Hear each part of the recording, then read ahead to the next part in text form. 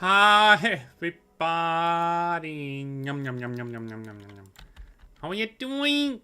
How is it going? Are you doing fine? Are you well? You're one of us. One of us. One of us. One of us. Hi. Ah. You're doing fine. That's good. That's really good. That's really good. That's good. Better than me. The fine is already better than me. Yes. I don't know what the hell is going on. Maybe I'm dehydrated. I have no idea. Slime. Ha! It fishes. God damn it. Yikes. Oh, hi Zoe. God. Blah. Everything is flying all over the place. No.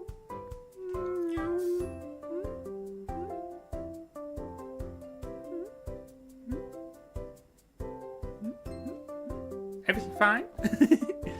No, I don't know what it is. I just a few minutes ago. Lichu time. Where's your flashbang? I'm still working on it. It is not that easy. Every single time when I think I have it, I don't. Don't ask me. When you have nothing to cook, that's what you do. Yeah. Ah!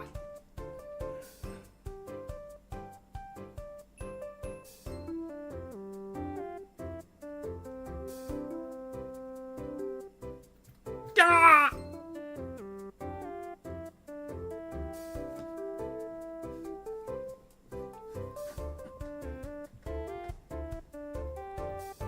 Ah!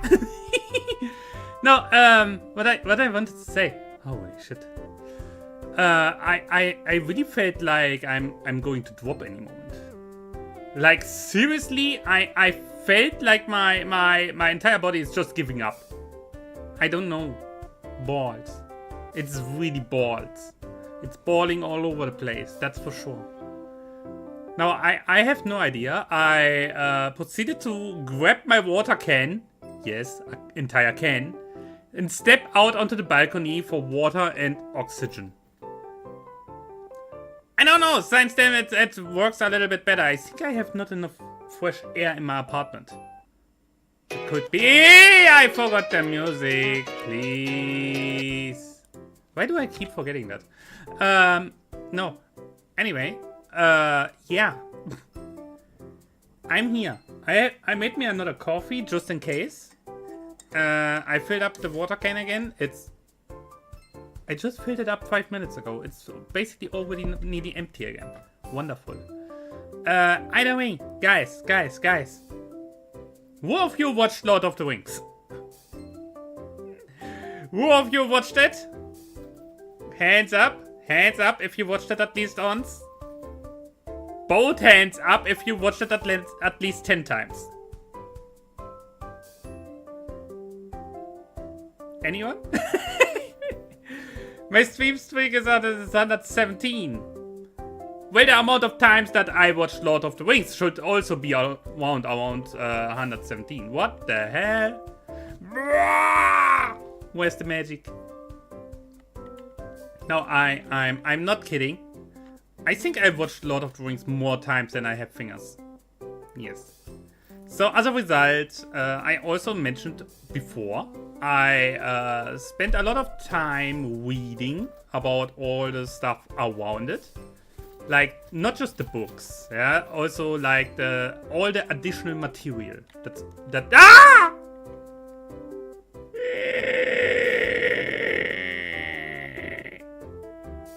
Yeah. All the additional material that is also out there, like all the separate letters from Tolkien, the creator of Lord of the Rings, the Silmarillion, which is basically a gigantic Wikipedia written by him. Bye. 118. Damn, you're getting old, boy. No. As a result, I have a lot of side knowledge. Also, I deep dived into a lot of fan-made content simply because I found it very interesting, and we are certainly going into fan-made content today because we are going to play Crusader Kings, but big but. We are going to play it with the Lord of the Rings mod. I got it to work. There's a proper mod list. It is running. I cannot tell how stable it runs. Because I never played over 10 minutes. Because I didn't want to play without you. Yeah, I didn't want to do this without you. Imagine this. You're that important. Yes. Yes, indeed you are. Remember it. Important information. You matter. Ha! Chat matters. Yes. No, as a result, I don't know if it will crash at one point. I hope not. Either way, we are deep diving into Middle-earth. I still didn't decide yet what we are going to play. I wanted to, for the first playthrough, to use something more scripted. Like, it's with a little bit more events, with a little bit more going on, you know? So, we are maybe going with Isengard and Saruman. I'm not sure yet. It is, I think, the one with the most content, if I'm not mistaken. But yeah, that's what we are going to do. It will be hilarious, I can tell you that much. It will be hilarious and evil, and overall, maybe we go alternate timeline and simply go for good side or something. Fact is, I want to defeat Mordor. If I replace Sauron or simply demolish him, who knows? Either we replace him or we free Middle-earth from his influence. Either way, he is going to go down. That's the plan. And since I don't really have to... What else? Ah, right. I also played a little bit Power Word earlier today and did, as I said, like the little rework of the base. Like, I hope it works. It took a while because a lot of resources were missing. Ah! I don't know what it is today. Something is off. I cannot point my finger on it. But something is certainly off. So, we can already go over. Also, I have to, sadly, definitely. No. Not what I wanted. Cancel. Discard. No. I have to sadly turn off the in-game audio for YouTube. Because they use a few passages where, yeah, actual movie music gets played. So YouTube will have to do with the usual music. Wait, with the usual Crusader Kings music. That's a sad truth. I'm not going to go into copyright strikes with freaking YouTube.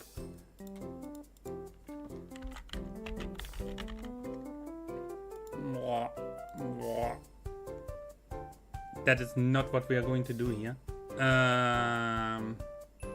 But yeah, that is this. Let's play Lord of the Rings and see what happens. I, for my part, never really played it too much, which is surprising, I know. Me, as absolute Lord of the Rings nerd, didn't play this mod properly. But I somehow always ended up being like indecisive about what to do and what to play. Because I always feel bad changing the timeline, you know?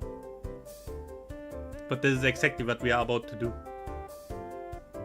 I don't even know if they have the wing mechanic in yet. I don't know. I don't think they do. If they do, would be good. Oh, I maybe should also move the chat a little bit. Because I think over here.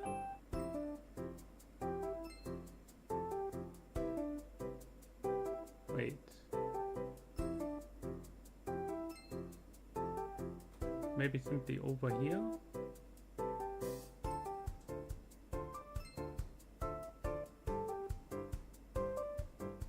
Yeah. Over here should work.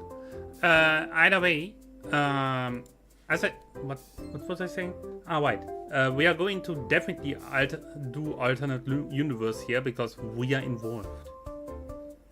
Either by destroying humanity, or by replacing Sauron, or going full good guy mode with Sauron or something. I don't know.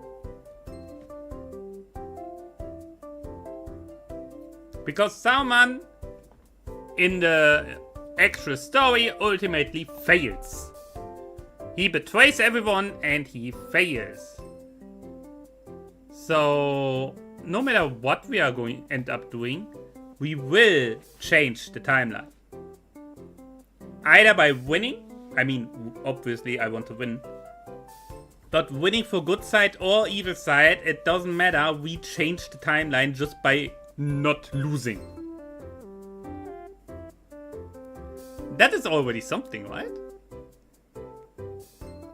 Ba, ba, ba, ba, ba. Wow. I don't know. I feel so off today. Something is really not wrong. Did I? Wait. Something is really not white. Wrong. White, wrong, white, wrong, wrong. Wrong. Wrong, wrong. What is even considered wrong? Wrong. Who came up with that word? Wrong. Oh, what? What? OBS just showed me that the encoder is over. What? That makes no sense. Wait. But everything's fine. Everything runs. Do you know that when you repeat a word so often that it sounds like it's not even a word anymore, but just like a sound that you make? Do you know that situation? I just had that and I feel like... Yeah.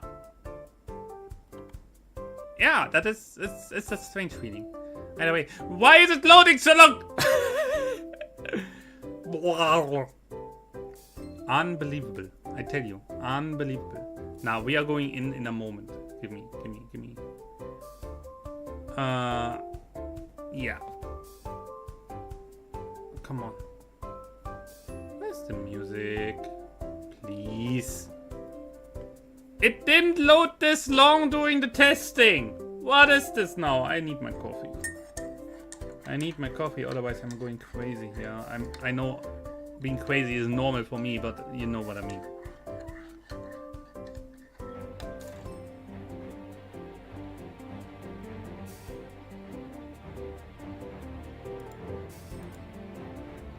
Oh, damn. Wait,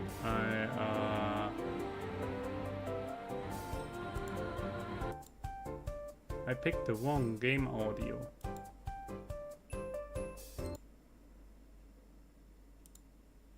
Well, luckily that was still running in the background.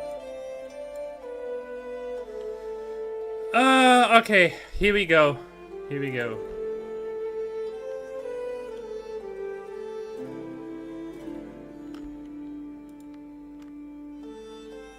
Yeah, again YouTube, I'm sorry you can't have the Lord of the Rings music because YouTube law.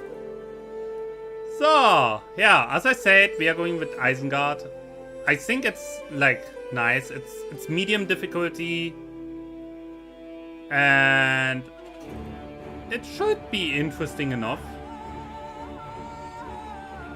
Is the music too loud?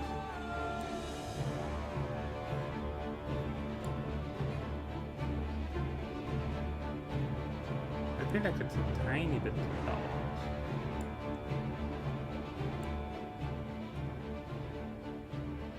That should go. So either way, if we go with the good folk of the west or with the shadow of the east, it doesn't matter. I think in the end, we simply go our own path. Fun fact, when this mod originally, for the first time showed up, you only really had Sauron. Sauron and parts of Rohan to play. Like, seriously, it was really not that much. It was really not that much that you could do there. But now... Originally, you only had, like, this area here. In the mod. Now, if we move out a little bit and a little more... Holy shit. They increased the size a lot. I never played over here. Like, I played down here before. Up here. And up here. And obviously this here. I never played down here. This here is, I think, the latest expansion, if I'm not fully mistaken. Like this entire thing here. Crazy. What are these people? They have funny heads. That's all I need to know. So, here we are. Isengard. Oh my god. 21,000 years old. Likes to smoke white peep. Pipe weed. Pipe weed. Yeah. Archivist. Okay. Okay, yeah. August Smith. How is this? Obviously, we don't have a successor. We only have him. He's undying. He cannot die. He cannot... Enemy personal scheme. Crazy Dread, hi! About average age for Boomer, exactly. I like how the Palantir is here in the background.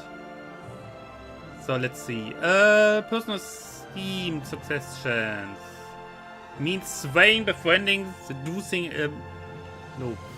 Ah. Scheme discovery chance. Plus 200. Okay, honestly, I feel like he is basically impossible to kill.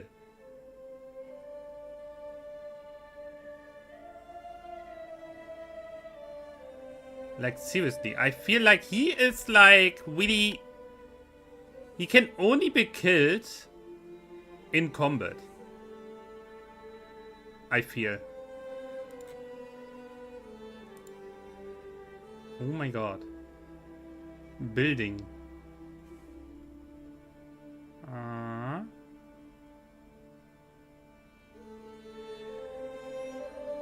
That's all that is? Okay. How many can we have? Oh my god. We have a lot of renown. We can do a lot of here. So, either way, we will do a lot of war.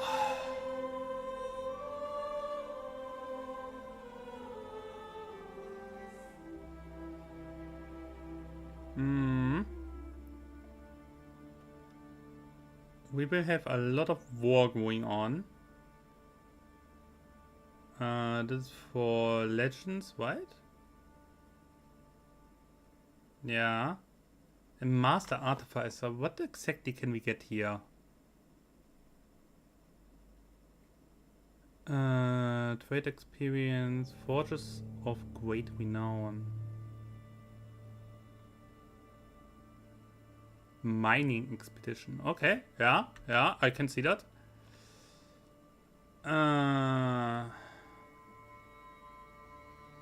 Okay, I think having this here for control grow is not bad. Because we are going to attack a lot. Traditional Istari wedding. What?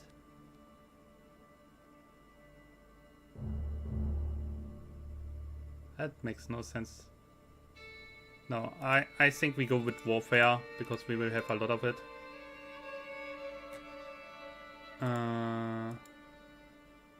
Okay, we can do one more. Oh my god. If I wouldn't have taken this here, we would have this here complete already with private army. Can recruit house guard. Okay. Doesn't matter. So I could go diplomacy, but do I want to? Do I need to? Flexible truces would be interesting, I guess. Enforced vassalage also useful. But to even do that in the first place, I feel like we have to do this here. And I will not fight myself. So we go with this. Yeah. We don't have much martial, but that needs to do now. So... Oh my god. Okay, we have catapults for the start. That is not much. Overall, our army currently non-existent. Because obviously we didn't turn yet. Yeah. We have a bunch of humans. I don't think we have orcs here yet. What? The long defeat. What?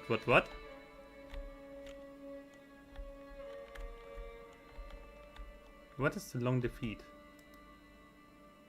Wait. What?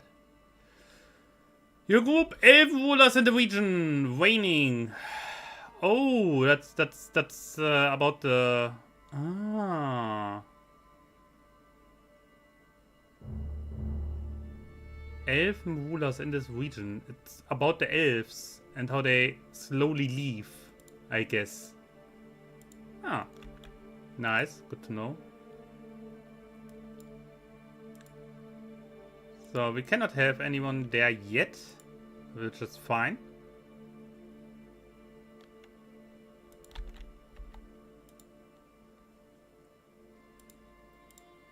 So we just have a bunch of humans. A big bunch of humans. Which is fine. Honestly, at the start, we don't have Urukai yet. So we simply recruit them. Because we need people. Oh my god. So we simply take the one that is there for the best.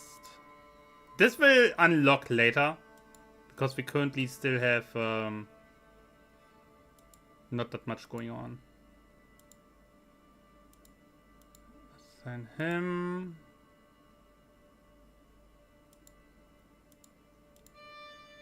Him and assign him.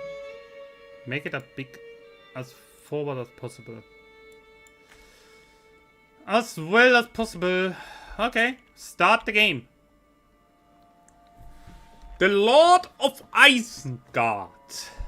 The great iron fortress of Isengard has long guarded the southern flank of the Misty Mountains.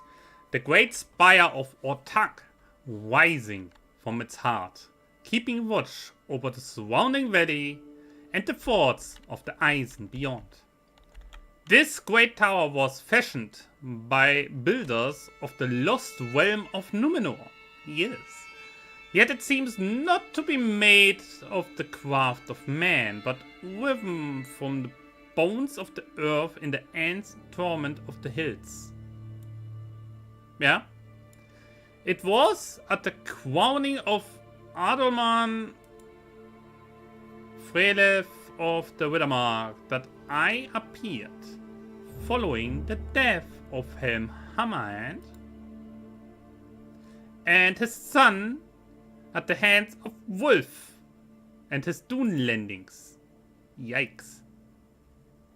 I brought gifts and sang great praise of the valor of the Rohirrim, quickly earning the love of the new king. Fun fact, it is theorized that he is in fact like a bastard son from the former king. Not Helm Hammerhand, but like from him. And since he was a bastard, he was driven out, and he and his is basically brought together the people of Duneland Which were the original settlers here who got driven away by the Rohirrim, who came through this area here to settle down here. So, with other words, the Dune Landing grudge against the Rohirrim is kinda justified. Yeah.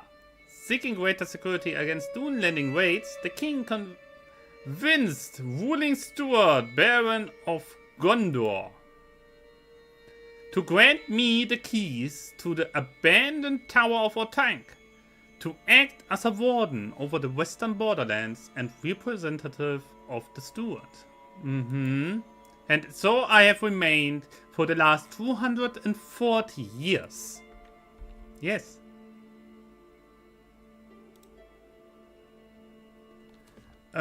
Against the great powers who scorn the weak, the Istari will... Yeah, we don't need that. I don't need a player AR, we don't play with that. That's fine. My search for the one! Since taking residence in Isengard, I have uncovered many of its secrets. The greatest prize of all being the Orthanc Stone, one of the 7 Palantir of Numenor. Yes, this ancient seeing stone has been invaluable in my hunt for the one ring that I so desire, and I have learned much of the world, as it was, as it is, and as it could be. The one ring.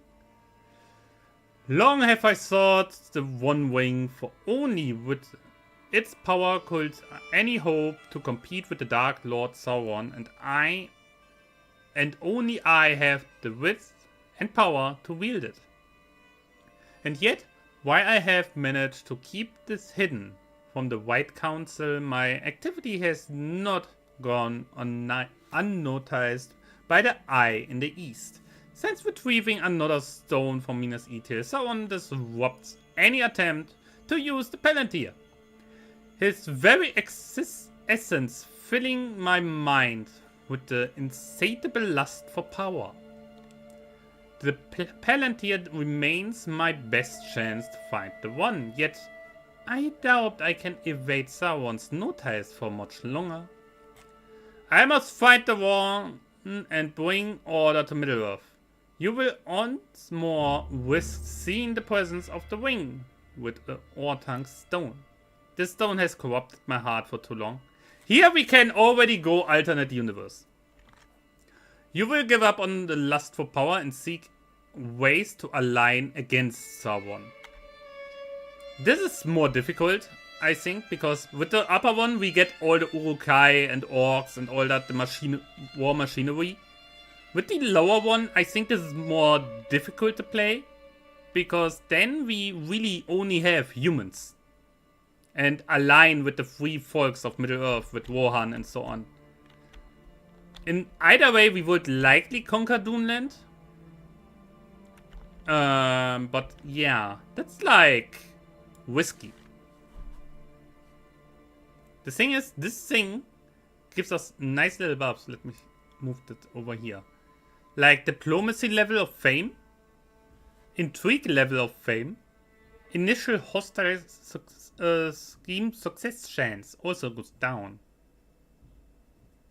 I don't know if it's smart to deny it. I think what we are going to do, we destroy humanity, we destroy the elves, we destroy Sauron. We go full woke mode.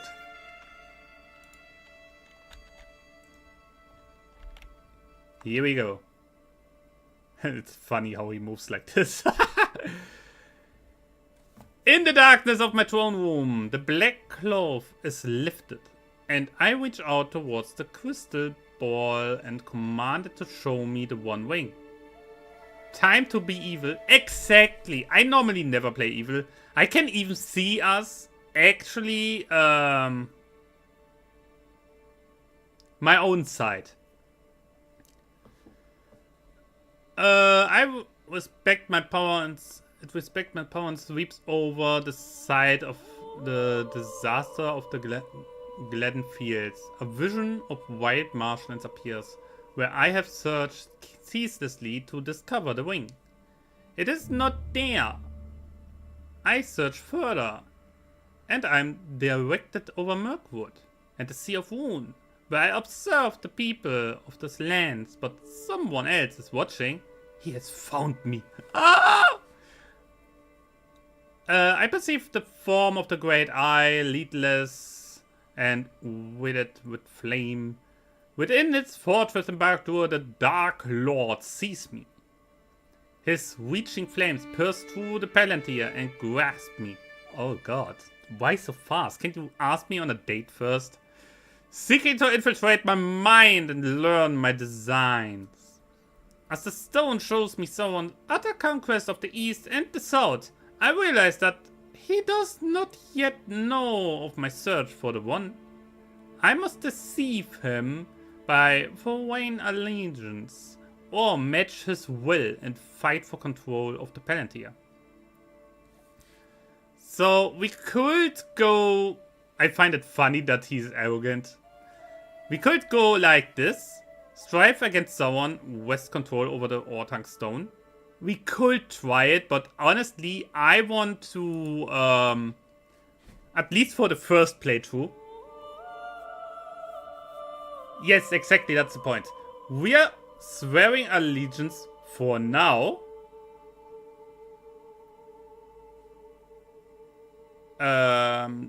We will then, in the later way, start to go against Sauron as well, once we are strong enough.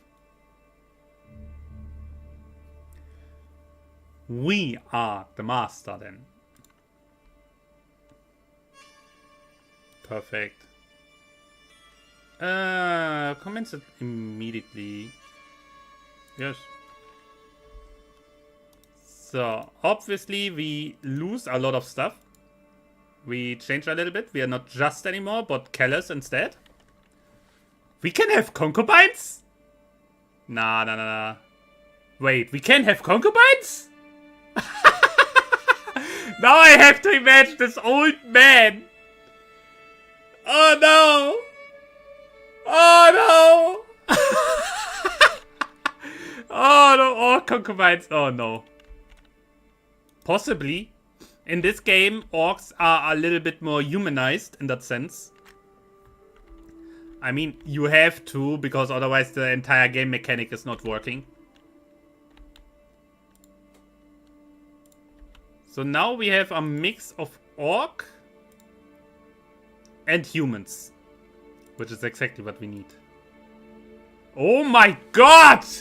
That's a throne room! What the?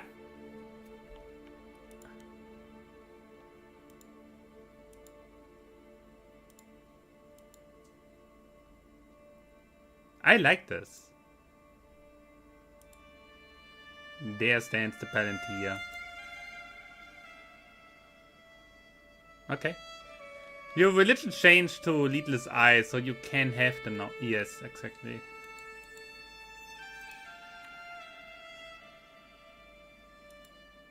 So, what can we do with this religion? Throne fit for FEMBOY. Exactly! One FEMBOY to rule them all. So, we have religious law. Rulers with high learning may condemn the sinful vessel. Ooh! And then vessels are seen as criminals and may have their titles revoked. Okay, that's good. Beneath the Dark Tower, greedy is a virtue, compassionate is a sin. Okay. Domain taxes go up. Vessel taxes go up. Friendly territory levy reinforcement goes up. Encroach in shadows. Add peace opinion instead of offensive war opinion. Ah, Viking style. Rulers have conquest casus belli. Prestigious rulers can use an invasion casus belli. Members of the clergy can serve as commanders.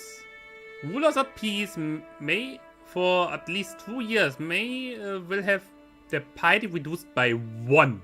That's a lot. Allows the waiting. Winning an offensive war, offensive siege gives piety. And destroys more county development. Okay. Minus in diplomacy, plus in powers. Okay, that powers is not important for us.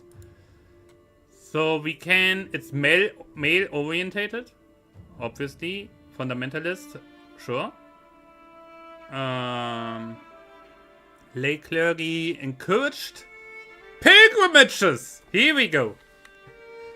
We can have concubines. Divorce is not allowed. Okay. This is funny. This is funny because the orcs follow this religion as well, right?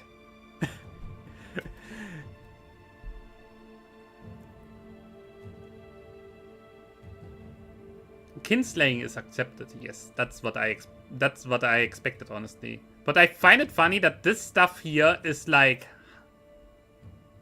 So basically, if an orc couple exists, and yes, in this game there are female orcs that you can actively interact with. They are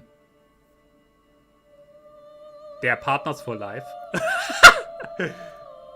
Not allowed, but murdering your wife is... Exactly, that's the point.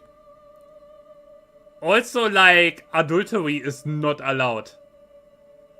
So you have to kill them first before you can go for the next one. The funny thing is, and that's something never really explained, I think in the books, orcs had females as well. No. In the books, that Sauron creating lots of orcs and Urukai. But it was especially said these are breeding pens. Yeah? Which indicates there is a certain form of reproduction going on. Also, if we look at all the orcs up here that live without a dark master on that above them, yeah? Like here, Goblin Town. How do they get more and more orcs? They don't have any kind of dark magic with them. So logic demands that there must be females. It could very well be that this is a very similar thing like with the dwarves, that they're in terms of looks so close to the male version that you cannot tell the difference. The orcs can tell the difference, obviously. But you as a human, for example, could not tell the difference between a male and a female orc. That could be. That, or they have simply the females reduced to breed beings somewhere in the pits. I don't know. It's a little fucked up. I can understand why Tolkien never went into this direction. Maybe they used orc femboys. Would be a goblin then. Goblins are the smallest and weakest and most skinny and petite kind of orc. Oh no. Oh no. What are we doing? What are we doing? I know why I used in my personal setting a very specific kind of goblin.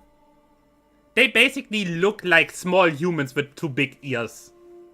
Because you don't have the very ugly goblins from Lord of the Rings or from Warhammer or from Dungeons and Dragons that you have normally. Because I want players to actually decide they want to play a goblin. And guess what? A lot of players don't want to play an ugly character. Yeah? Makes sense, right?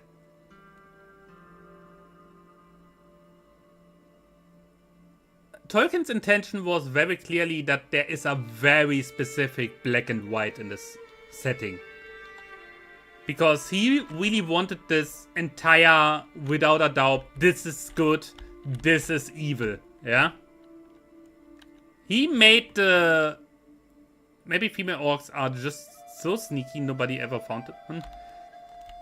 Maybe they simply have something that's very, that only 1 out of 10 orcs is a female. Ever thought about that?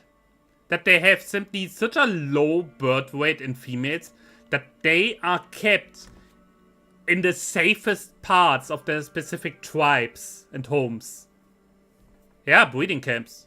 Literally. I would believe it.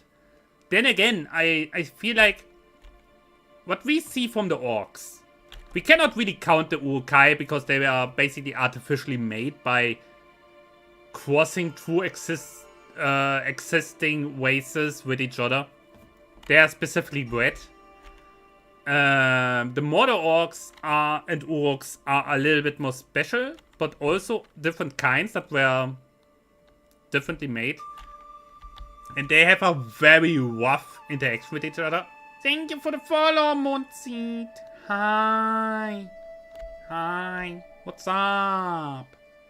Lord of the Rings. We speculate at the moment how female orcs in the lore could have existed and where they could be.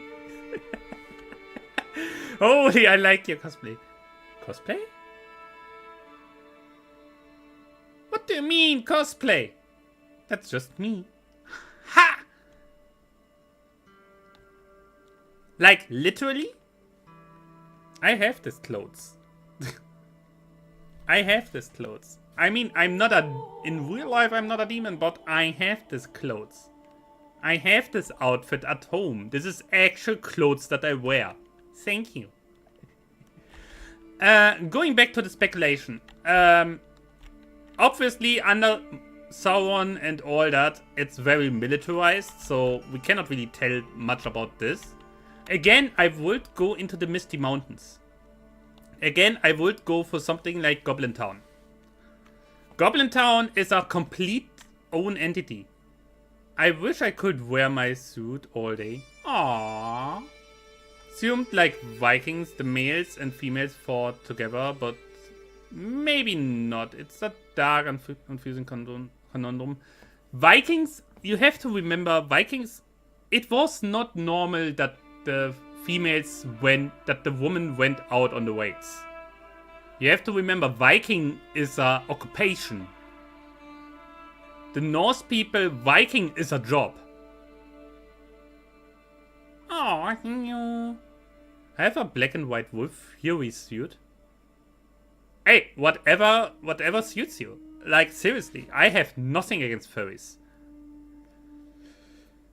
No, Vikings, you have to remember that usually how this worked in majority of the cases is the man went out looting, basically on the job, while the woman took care of the home. Now you would think that's very traditionally, but it's really not, because the moment the man comes home, he has to do what his wife tells him. The home is her area. She is the boss at home.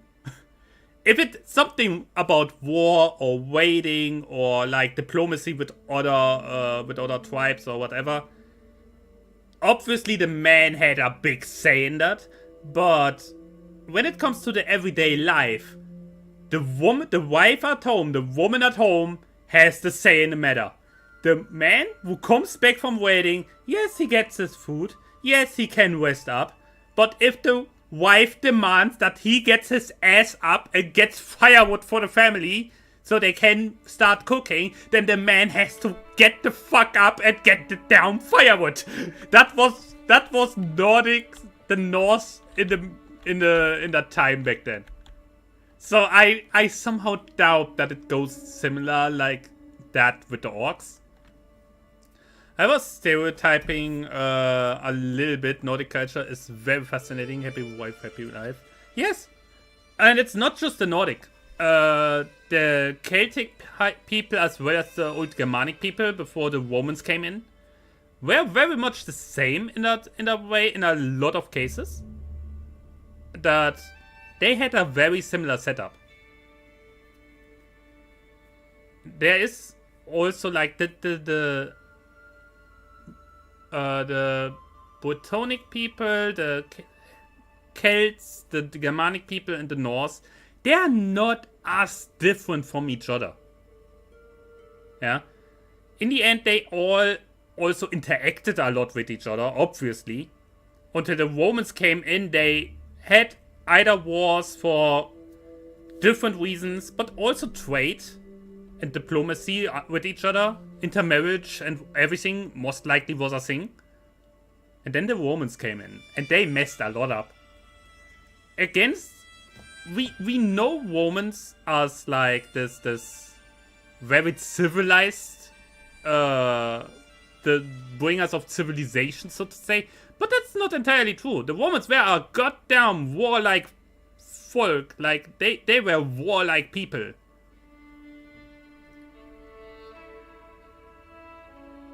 Yeah, the difference why Rome was so strong was because they were united and they had like this technological advancement in terms of providing for their armies and also the way they fought.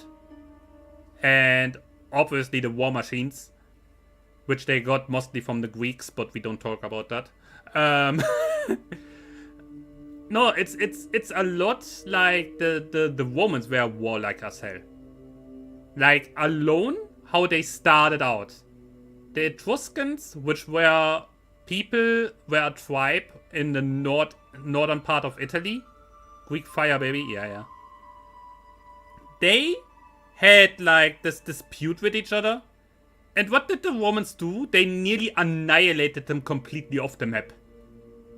They weighted them down and forcefully integrated them. Same what they did with the Celts, same what they did with every single tribe they encountered. And then the whole thing, the war against Carthage, they burned this grand capital of Carthage to the ground, killing everyone inside of it. No matter if it was man, woman, or child.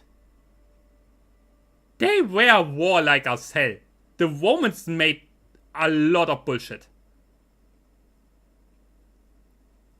Yes, they brought a lot of civilization, but at what price?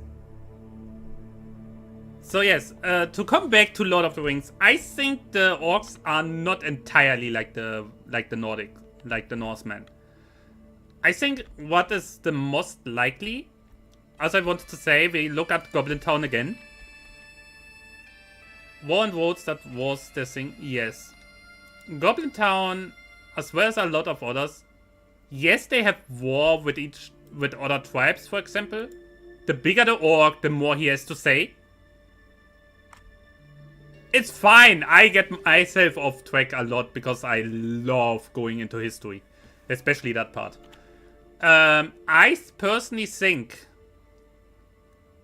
because for something as big as Goblin Town to work out and expand, building proper homes, providing food for everybody, getting along, by the way, like getting along with each other, like to have a massive settlement like that going and working out, you have a pecking order. You have to have it in a way that the orcs don't fight each other inside the settlement. So you have laws, you have organizations, you have orcs who keep everyone in check. Yes, it's the fat one. So with other words, they have some kind of organized civilization going on there. So I would assume that to get this massive amount of orcs, you don't have restricted breeding. Yeah? Because if only the upper class would be allowed to breed with the females, because you don't have enough females, you don't get a town this big with that many orcs. Even if you integrate some from outside, that's not going to work. So what is much more likely is that there's an even amount of females and males in the orc society. We even had it, I don't know if he's in the game here, I don't think he is because it plays after the Hobbit. Arzog the Defiler. the White Orc. In the book, the Hobbit, as well as in the movies, he gets described to have an actual son, Bolg, who fights in the Battle of the Five Armies for the against the humans, elves, and dwarves up here. He gets described specifically to be the son of Azog, the White Orc. So, number one, they have actual children. Number two, they must have females, otherwise how can he have an actual son? Since Azog was killed, I could imagine that she was killed in battle, maybe? Because if we really go with the whole setup of something like Goblin Town, and the pure fact that Azog only had one single son, because it was explicitly said his only son, at least once in one of the books, means they don't mass reproduce like rats or something. Which indicates again that there is an even amount between males and females. Obviously, if we look at something like Rings of Power from freaking Amazon, we get a very humanized picture of orcs. You have to always remember, orcs came to be by corrupting elves to the extent that they stopped even remotely having any kind of compassion or goodness in their heart. Yeah? I would see it more like that if an orc has a wife, in the sense that they produce children, this orc will be most likely very, not necessarily protective, in the sense of I must protect my wife, but more like no one else can have that wife. You know? And if the male dies, I can imagine that the female says, okay, he was too weak, I search a new one. And if the female dies, I think they have less of a problem with replacing the partner, but I think they keep the partner. You know what I mean?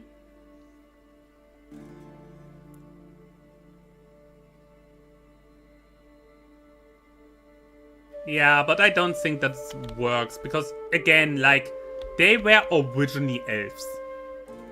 And elves reproduce with male and female. So as a result, it would make sense. I'm very convinced that male and female elves were evenly corrupted in that time. I have to say, this Lord of the Rings plays in the Third Age, at the end of the Third Age. At the, I don't even know, start? Or like the, yeah, kind of the start of the First Age. Where basically only really elves were around. Humans didn't woke up yet. And the dwarves had to wait for humans also to wake up, because they were only allowed to wake up last, because they were not originally intended to be even in existence. Something that is, like, sadly not here anymore. This entire thing here had a massive part of the continent is gone. Recruit an army of hobbits can only be recruited here. Here we see the Undying Lands, by the way, where the elves sit. And the Valar, so basically the land of the gods, where only the elves are really allowed to go. Where was... somewhere around here, I guess? It should be around here that the...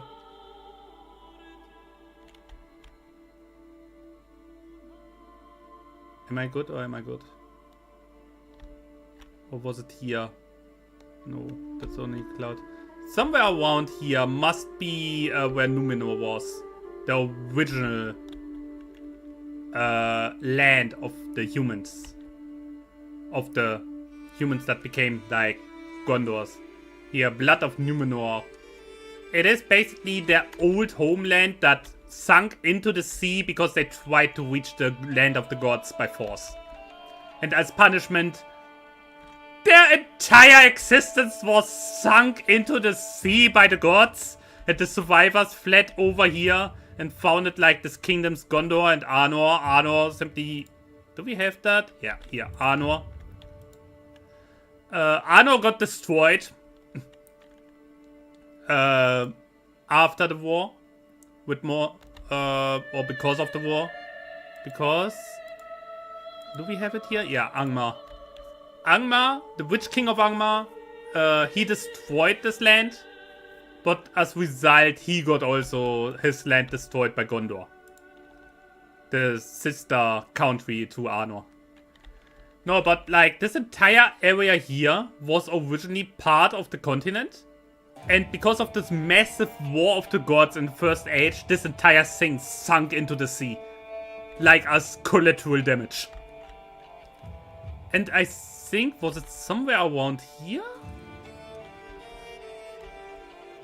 I think somewhere around here must have been like massive volcanoes and the original one of the massive fortresses. Imagine you have a fortress so gigantic you don't have walls. You use 3 massive volcanoes as your walls. Yeah, that is the size comparison we go here. And somewhere around here should have been Utumno, which was the original big fortress where the elves were corrupted, where werewolves were created, vampires came into existence, dragons were created, balrogs came forth. Like, it was all up here and later also here because they moved a little bit over there. And it was a mess. You can imagine if you have a dragon. Eredin! Hi! The War of Wrath, the biggest war that puts any war after it to shame. Yes. If you have a dragon, even when the size never confirmed, but it is said when he fell, Henry was killed, he fell and destroyed our entire mountain or a mountain range below his body. You can imagine like a dragon of the size of like this entire area here or something. That is like... As much as I would love to see it ever in film, I don't think they can recreate the War of Wrath. Never. So, as said, like, the elves were corrupted. So as a result, orcs are descendants of corrupted elves. Which indicates, by logic, there should be females. Because the biology, I don't think it really changed too much in that sense. Like, yes, the bodies changed, like the skeleton, the mind and the soul, obviously, but I don't think the biology autonomy of how they reproduce changed too much. Obviously, it gets pushed with dark magic that orcs grow up faster. There would have been females, yes. And looking at something like Goblin Town, I know I come back to Goblin Town over and over, which we became more and more populated and grew in size and population without the influence of any dark magic or dark lord. There must be females. Like, logic demands it. Azog, the Defiler, had confirmed Bolg as his son. So, at one point, he must have had a mate. I still go with it that it is likely that there's an even amount of male and female, and we cannot tell the difference because they look too similar, and no one in their right mind wants to look into their pants. No, we don't do that. No, no, no. And I think what also is very likely the case is if one of the partners dies, they simply search a new one. They don't have this emotional connection to each other that they really care if their partner dies. Yeah? Current orcs are bred without females, but early on had both. I think what is more likely to happen, especially in Mordor with the massive size, they have breeding pens, most likely. That's less likely, like here in the Misty Mountains, where it's possible that they have a more natural kind of with each other. While down here in Mordor, it is very likely that every kind of female gets immediately put into the breeding stocks to pump out more soldiers. And they use dark magic to let them grow up faster. Yeah. I think what they did was simply use dark magic to let them grow up faster. It is basically what Sauron also used for his Urukai. They grew up in a matter of weeks to the size of grown-up people. But it was also stated that he bred them by crossing, what was it? Bilbis men and orcs? And Bilbis men already are a cross of human and orc. Yeah? So he essentially used orcs and half-orcs and crossed them again to create Urukai. How do you cross them? You cannot really create life. Orcs and men, yeah. So you cannot really create life in that sense. So he must have used orcs and female humans, likely. Most likely Dune landings or something. So it's sick, but it indicates orcs still have reproductive organs. Which then also indicates, since they are around for thousands upon thousands of years, 10,000 years or something. I don't have it exactly in my head how long, like, the mid of the First Age is gone. It indicates again that there should still be females. Like, the orcs get more in number despite Sauron being banished. No Dark Lord inside. No Sauron who uses magic to let them grow up faster. They still increased in size. Like the complete war against dwarves, against orcs that happened away from Sauron's influence, by the way. It really indicates that logic demands there are still females. Just very likely not this family setup that we know, but more like you're strong, you mate with a strong female to create a strong son. You're weak, so you only get the weak ones that are sorted out for too weak. And so you get like weak orc, and weak orc gives weak orc who has to follow the bigger orcs. I can imagine this. That this is likely the case. It is interesting but also disturbing. I don't know what to think of this. Anyway, now we should have... We don't have access to them yet, but it's fine. I have to do the coronation bullshit. This here will... Ah, this filled up now. Good. Before anyone says anything, I don't give a fuck. What's with you? Why do you hate me now? Oh. You're one of the original people here. Can I demand conversion? You will maybe accept. That would be nice if we would do. Would certainly be nice. No, but it's like very interesting if you think about it, but at the same time you don't really want to think about it.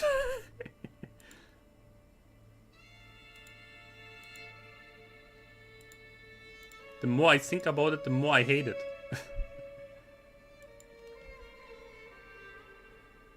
Ah, she doesn't want to. That's fine. Can still go in there. Be useful, goddammit. So, okay, we hold that for later.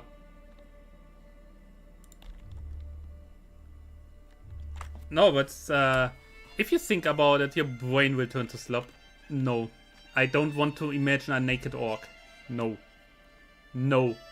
If you think about it, even the orcs that live here like in the wilds, even the freaking trolls, they have clothes. They wear clothes. Even if it's just a loincloth, they wear clothes. Why do they cover down there? Think about that one.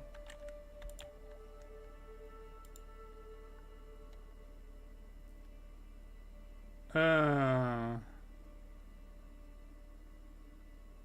you can invest a little bit. Gets a fine sword. Perfect. Better fighter.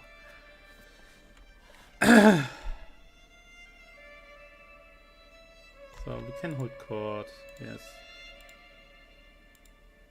That is ridiculous. Master of the Horse. Yes. Go in there. Total for couple chance plus 10.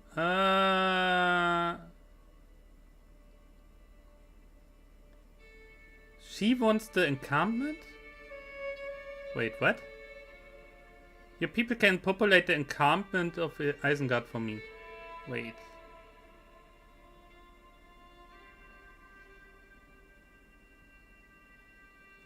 Oh, getting the Eisengardeners, so the people who lived here first. Vessel tax contribution, it's not worth it yet. Because I don't have vessels in that sense. No, I much rather think like, yes, this is Middle Earth, right? What's with the rest of it? Like, obviously it was never explored in the books or anything. A lot of this down here is fanfiction. But it makes sense that this is not the only thing where people live. Like, yes, Gondor and Arnor came from the Númenóreans, but something like Rohan, Duneland, Rhovanion, Dale, they all are just people not associated, like not related to the Númenóreans. They existed. The people of Rhûn exist, the people of Harad exist. So, as a result, obviously the rest of the world should be populated as well, right? I wonder, because they went all the way down here with the mod, like filling all this stuff up. I bet they will go further east here with the next updates, filling this here up, and this will be interesting. I think they already said they want to go expand over here. They said something about it in the latest dev update, that they want to expand like here in Kant with the people. This will be interesting, not gonna lie. I'm looking forward to play something more out of the norm. So obviously that's not stationed anymore. Yeah. We have the pictures of orcs here now. I like it.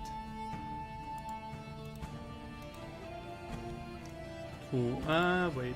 Where do we have this? We only need one.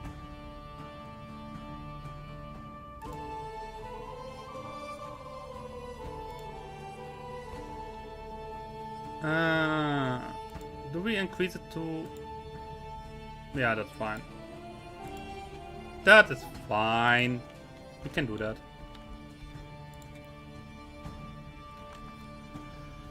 I have to admit, I never really played this. Can create accolade, yes. So, inspiration, creative direction. Impress the record, impress my vessels. Impress the vessels will be, I think, will create something that will give like control or something, or maybe that they like me more, which will be important. Because we are going to go onto our absolute invasion spree. And yes, I have a little mod in that spreads some more dwarven kingdoms around. Like, for example, this here is also something that's normally not there. Why is the music going so hard? I have some suggestions, yes. My idea works well. Of course it does, you absolute buffoon. Yeah, I don't know. Going for Helm's Clum or something like this will be difficult. Because if we look at it... Fortress level 23. Oh, the Leadless Eye Holy Order founded. What? A Holy Order? Lol. House of Autumno. We didn't just say it, did we? Upgraded beds for orcs. Slightly softer mud. Yes. I wonder though. I mean, the orcs have some kind of society and like interaction with each other, even if there's not a Dark Lord. I wonder how they... I mean, Goblin Town was depicted and described to have actual houses and all that. So maybe they... I could imagine an orc wanting like a proper place to sleep and not just somewhere in the mud. They can eat bread and stuff like this, but they don't like it. So to feed this massive of orcs, you would have like livestock. Yeah?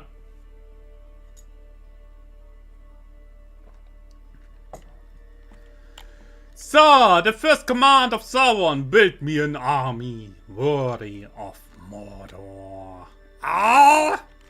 Sauron has issued his first command, bidding me to prepare forces with which to assail Gondor and Rohan from the west, while he shall do so from the east.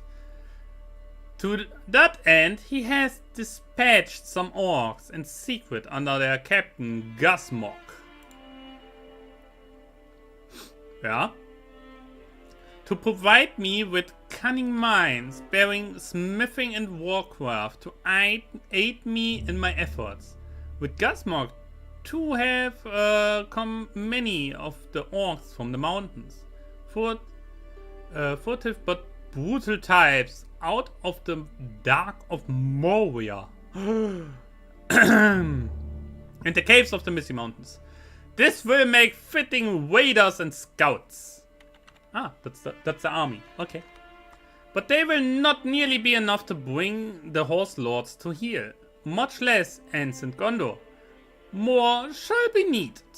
In Orthanc I sit, biding my time and contemplating my next act, even as the goblins and orcs begin to carve out great furnaces underground beneath the placid image of the Ring of Isengard. Long have the Dune landings feuded with the Rohirrim, and an army loyal warrior to myself would be wise. So what did we got? 1200? Mordor auxiliary troops. Orc Wobble and Orc Warriors. Wow. Great. I said it before, I said it again. If you believe what the Dune landings say in the little that we know about them, they originally lived here. Then these guys came in, basically driven them out, then helped Gondor, and I think Gondor was like, yeah, sure you can stay there. And the Dune landings are now here in this very not so hospitable land. And are like, dude, that was our home. This, I can understand why they are angry. So, okay, we got like a lot of stuff. Barracks, Hunter's Armory. Oh. Yeah. So, can we have finally? No, we still cannot have this. Okay. Two decisions. So, number one. Ever since the defeat of Wolf at the hands of the Rohirrim centuries ago, the men of Dunland have become a fractured and feuding people. While somewhat primitive, they are strong and hardy folk with a rich history, kinfolk of the men who call me their liege in the valley around Isengard. If I can secure their loyalty, I can use their numbers to bolster my army in the war to come. Yeah. Funnily enough, if I would have gone, like, against Sauron, I could still recruit them. Okay, and the other one is the industry. Isengard cannot possibly support my grand ambitions in its current state. I must begin to build an industrial center behind its walls. Ah. Okay. For how long? No, after a few years. Once I get Glorfindel, I will try and take out the Balrog. Ooh. Glorfindel is one of the things I never understood why they cut him from the movie. But then again, like, Arwen did a good job, I guess. Second try. Oof. Okay. So, the petty kings of Dunland. Ever since the fall of King Wolf at the hand of Frelef, the men of the former kingdom of Dunland have been in disarray, long fragmented into scrabbling fiefdoms. Its people has languished without a strong ruler. I am the son of Balin. Ooh, nice. And yet, the land is not without its more influential lords, with a number of stylish themselves as kings of their lands. If I were to lend my support to one of these would-be kings, in exchange for their loyalty, I could bolster my army with their forces and secure my western border in one fell swoop.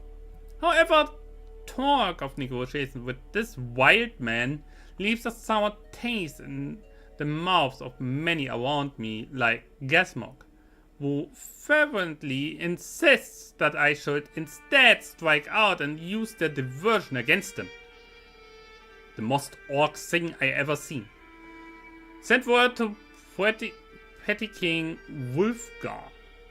Wulfgar is like, I think, the strongest of the bunch. And petty king Tírdan. Balin died to Sauron expanding to the west of the mountains. Ouch. The thing is, this one here, the original belief of the Dune landings is actually kind of okay. Like it's obviously they are a little bit crazy in the head, but they are kind of okay. While the other belief that they have is a little bit more warlike.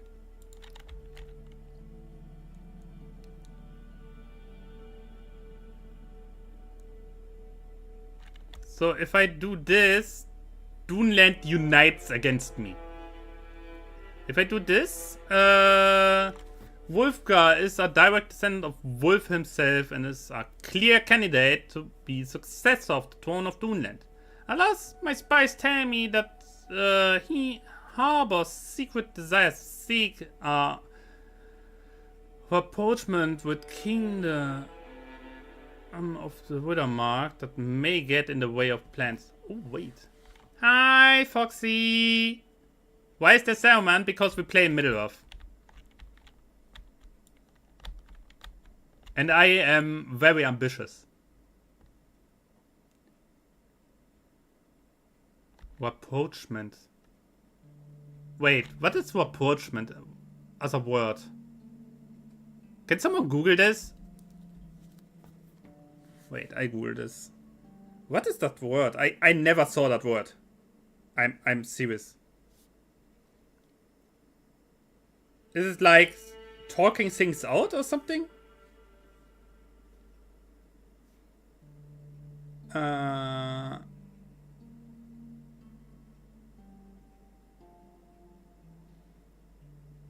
Rapprochement. Ah. Yeah, basically, hey, let's talk things out. Ambition would have been to try to rule the world as a hobbit. It is not as impossible as it would look. So, and lies close to Isengard and should be more easily swayed by my influence. Furthermore, his lands have seen many encroachments in the past of the Kingdom of Wildermark that will more firmly align his aims with mine. Yes. Funnily enough, playing as the hobbits is not as impossible as it looks.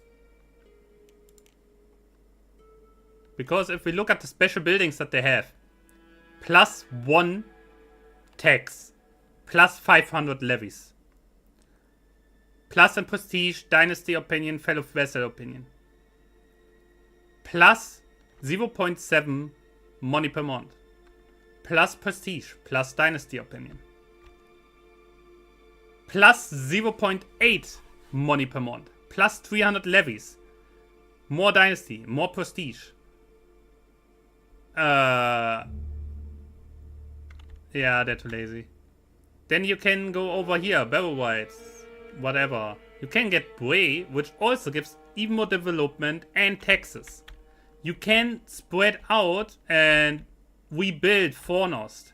You can rebuild Anuminas. You can rebuild all the different stuff here.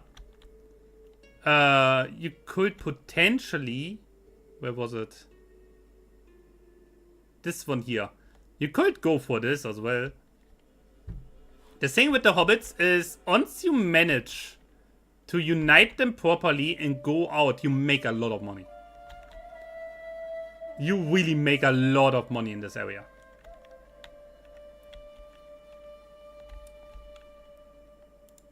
I don't even know.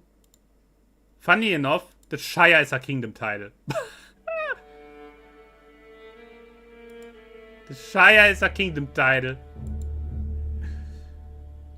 The hobbits were actual fight and had such ambitions. Oh yeah. Putting the little folk to work. Yeah. The thing is, they have the bounders. They're skirmishers. They're not crazy strong or anything. They have hunters. Well, okay. I think that's already all they have. Like, they only have these two kinds of soldiers, so to say. Yeah. So, obviously there's a lot of going on. Also, I think it is here. Yeah, they're pacifists. So any kind of war, they cannot declare holy wars, they cannot wait. But that's fine. And no siege engines, yes. But that's fine, because in the base game, Vikings don't have siege engines either. But they have access to this here. Siege power with your freaking infantry. Also, they have no immediate threat here, so you can really build up. Yeah. They have basically no one who would attack them. Like, you have the elves, you have the dwarves, you have the, like, the rangers. You have no one who would attack you, so you can expand. Yes, they're pacifists. But you can change fate. That's the thing with this game. You have to remember, it's a sandbox. You have to remember it's a sandbox.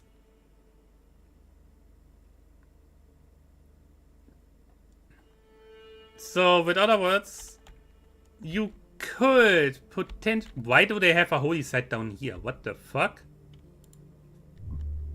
What? Why do they have a holy site down here? Eh? That makes no sense. No, I think that would be interesting to conquer the world with the hobbits. But yeah, for now, we go with the most scripted one first. Because I want to get a feel for this game first. So we have enough money. The Gardens of Isengard. I wander through the Gardens of Isengard in the light of the early evening. The gardens are vast, stretching from Orthanc to the very perimeter of the walls, forming the wing of Isengard. Barely changed since the departure of the men of Numenor. Long have I tended these orchards and flower beds, since taking residence here. And yet, what has all this natural beauty brought me? Nothing but time squandered. Looking across the white lawns, I now see the great potential that I was once blind to. I have sent command to put my local subjects at disposal of the orcs sent to me by the Dark Lord and set them to work. They toil under night, despoiling the Numenorian gardens and tearing down its trees. Gasmog approaches me with his daily update. The trees are strong, my lord. Their roots go deep. Rip them all out. Down with nature! Nice. The slums were constructed, of course. He bends the knee! Perfect. He bends the knee. That's perfect. So now we have our actual vessel.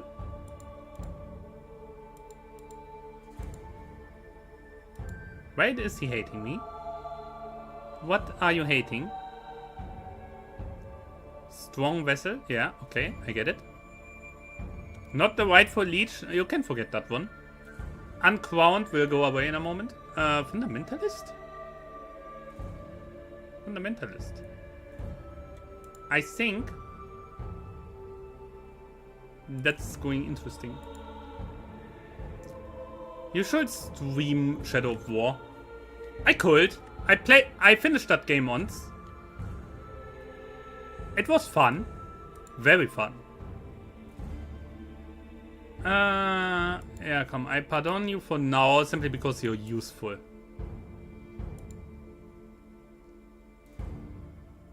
Besieger. Besieger is so good. Immediately in. Oh, wait. We can do more. What do you have? Lancer, Sook, Fanatic, Contender, Shaman, Scoundrel. We will have Spearman. I'm just not sure if we want to have something like this.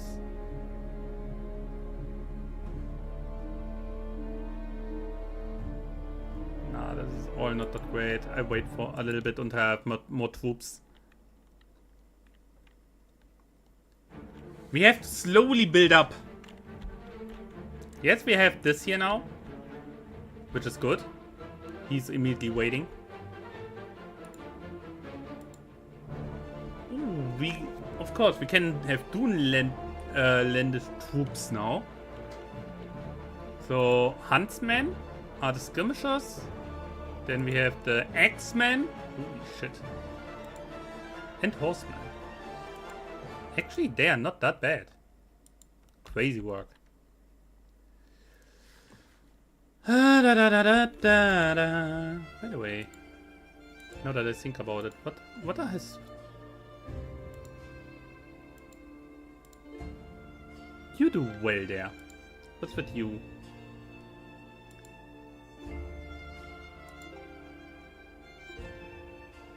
We can swap this too. I didn't know that women are allowed there. Swap this too. You are already the best one. Yes.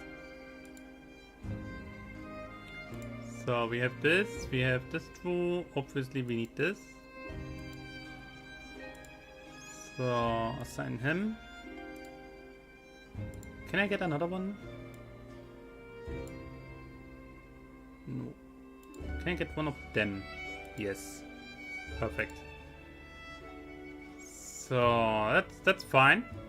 Do we have a better one there? 1 point. Not worth it. How is the crown going along? 7 months. Ah! What? Call to war. Okay, yeah. Wait, who are you attacking? This guy. He's 1800. With 2000. Okay, I don't have much. But I rise it nonetheless.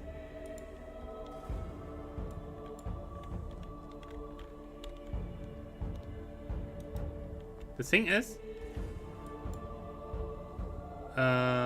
do we have a siege expert? Yes, but he's bad.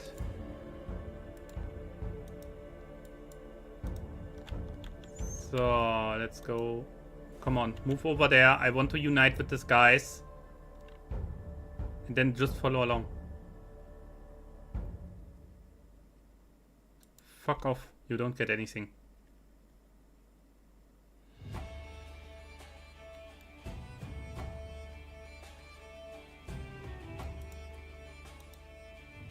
Okay, now we move in there. Does he want to attack him immediately? Crazy work. But that gives us the chance to simply go for the siege. Oh no, we had them. Reinforcement! Reinforcement!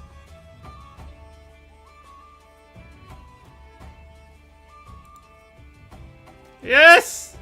Come on! How can you lose this, goddammit? I don't have money. Screw you.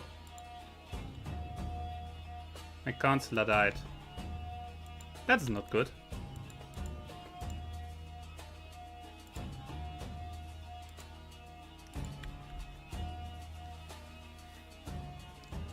That is not good, but whatever.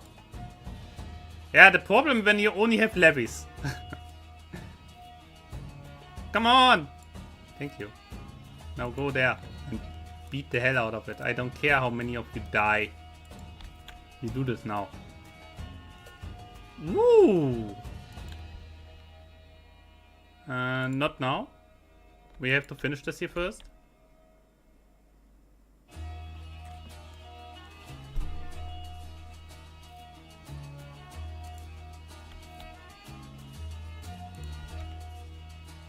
How much does he have left? 1,000. Yes, 2,000. Okay, that's fine. The problem is, I make minus money. Another one died. That's fine. I currently have no money to have this. That's absolutely fine if all that stays empty for now.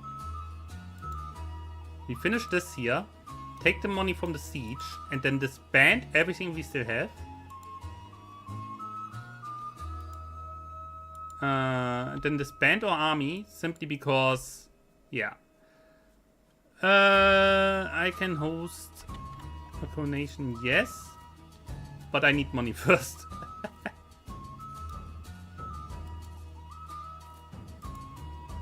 Holy shit. Wing of Salmon. Oh. And the staff. Always the staff! Come on. How long? 3 months. Because these idiots want to go for the next battle instead of finishing the siege.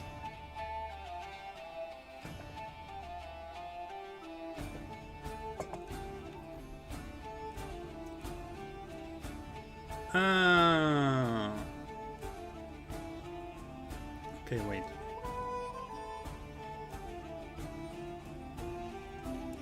They can do as they want. Okay, I speed this up a little. Beastbound?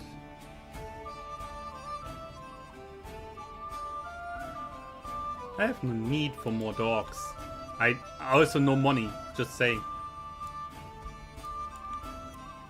So, okay. Siege 1, we have 100 gold.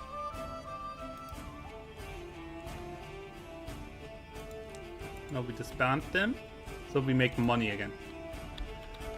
Ah! Yeah, he should win this now. What? The pits of Isengard. The very face of Isengard is transformed. The smell of scented flowers and the song of birds could be heard in its ancient gardens, now replaced with smell of sweat, smoke and the sound of industry. Who wants this? My orcs have done well.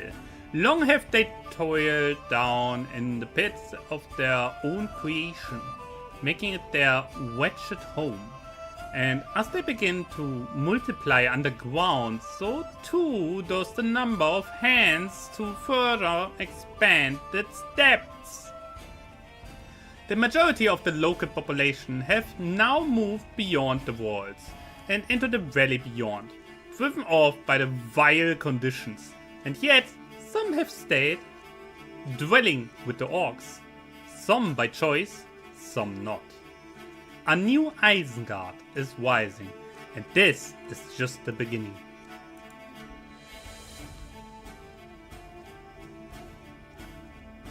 Fellow servant of Dark Lord, as an order of the host of Autumnal Grow, we need more land. Yes.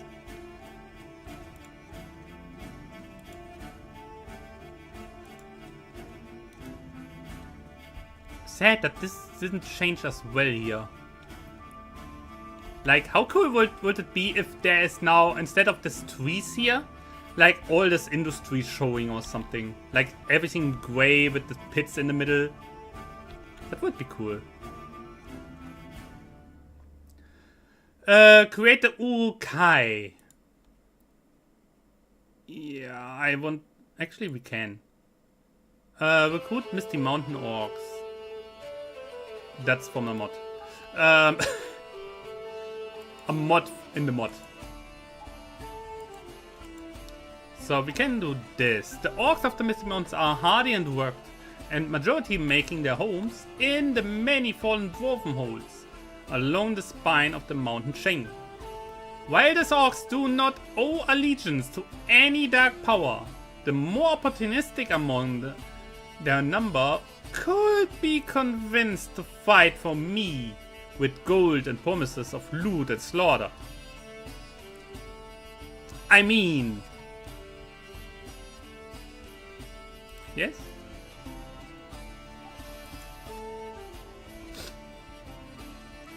So, what do we have here? Orc warriors, orc archers, and black uruks.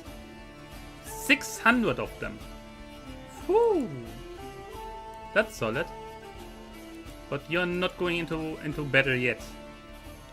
They can finish this on their own. So, and then we have this. With the growing population of orcs making their home in the newly dug pits around Isengard, my mind has been preoccupied with thoughts of the savage beasts. The orcs are ferocious race, yet they suffer from many weaknesses. They shun the light of the sun, and their strength is in their numbers, not in the individual. After long study, I believe I have found a way to create something more. A new breed of the orc, who can move at speed under the sun, strong as a man, broad and tall. This shall be my fighting Urukai. The army of Isengard. The thing is, Uruks did exist before. Yeah?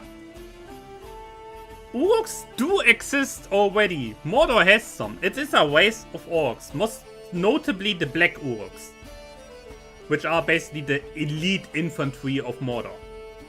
The Uruk-hai is a new form of this that Saruman created. What we create. The infantry of the Uruk-hai. As the Uruk-hai grow, my thoughts turn to their arming and training. In my mind are two parts for the core infantry of my new army. The first is to form traditional orc warbands with many spears and skirmishers, swift and deadly but disadvantaged in pitched battle. They would plunder the lands as they spread, terrorizing my enemies and sapping their will to fight. The latter and more expensive option is to have fewer but well-equipped swordsmen and pikes, bearing heavy armor fit to fight pitched battles on great plains, and a more equal footing with the enemy, which is the cannon variant. It is basically just what do I want first.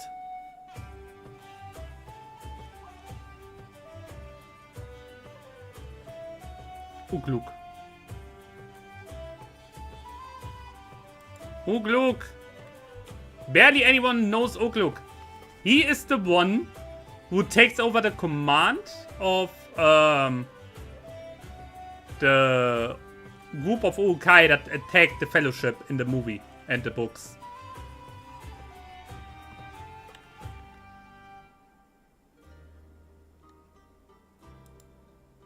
I take that.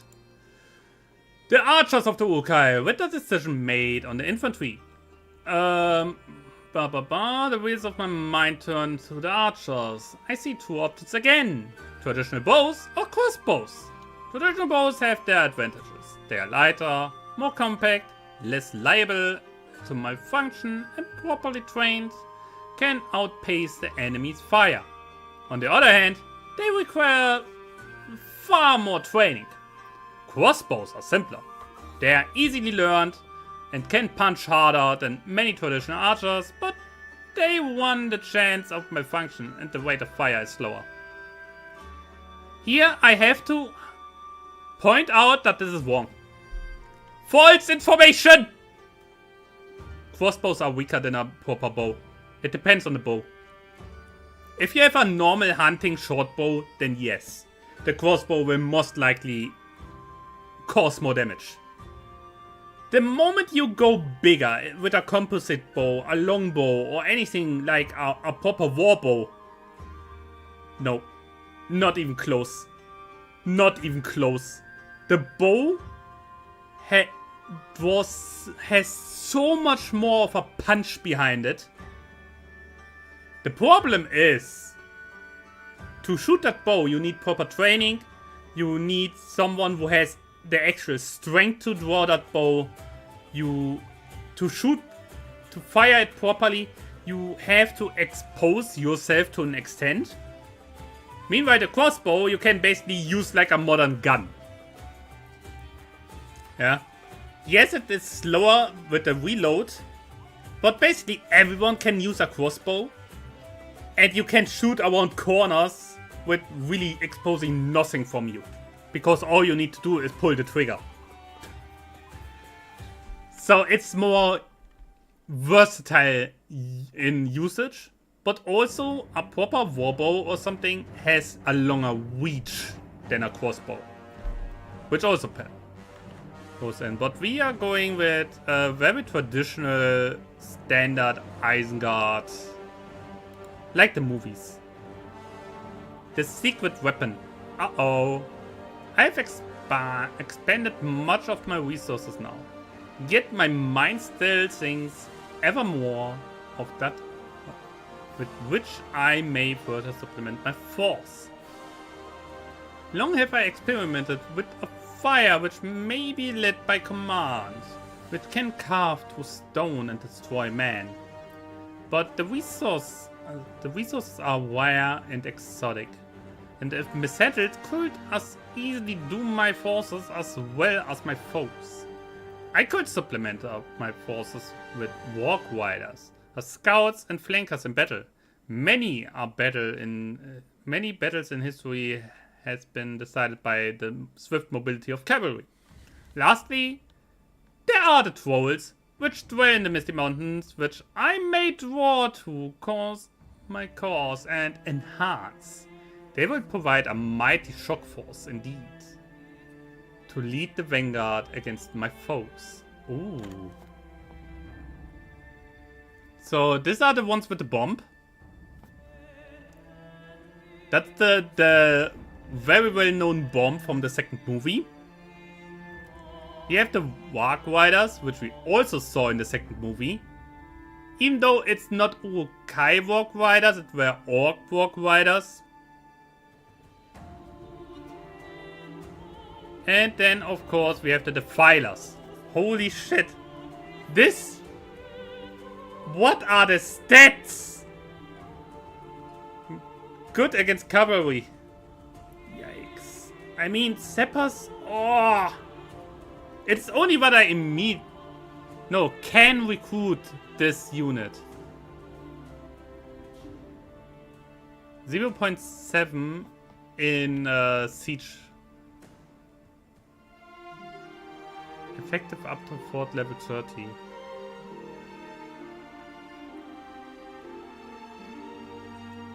I'm tempted. Oh, they're expensive. They're expensive as hell. The riders, yes, nice and all, but I don't think I can go toe to toe with the cavalry of Rohan. If we want cavalry, we can use the Duneland. We have catapults, so we don't necessarily need this ones. I go with the freaking trolls. Like, look at this. We can bring freaking trebuchets and everything, which are a lot cheaper. Yes, they are also weaker, but they are a lot cheaper. Like, 2 of them would be the same as the Sappers. More than the Sappers. And 2 of them are cheaper than 1 of the Sappers. So here also we have this cavalry, which should be enough. We will not need too much cavalry anyway. Now we have these guys, and they are expensive as hell. If we get 1 of them, that would bring so much. But yeah, for now...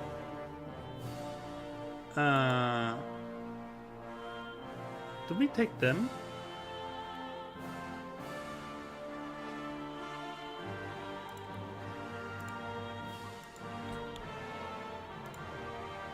Place them in there. We take 1 for now. I want to expand a little.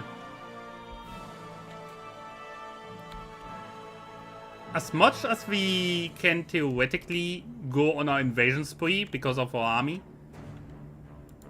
Yeah, victory. Where is the... Oh no. Cool entertainment! What? Ah, that's thing. We can do the zones. So. He is expanding. That's very good. He's fighting our battle for us.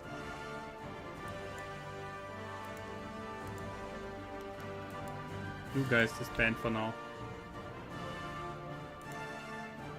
Okay, we have lots of special units. Misty Mountain Orcs, the Great Breakers. What? Ah, these are them. That are the Trolls. The first of the Urukai, auxiliary troops from Mordor. Yeah, we are slowly getting somewhere. Also, we still have to do this. The coronation. Whatever. 216.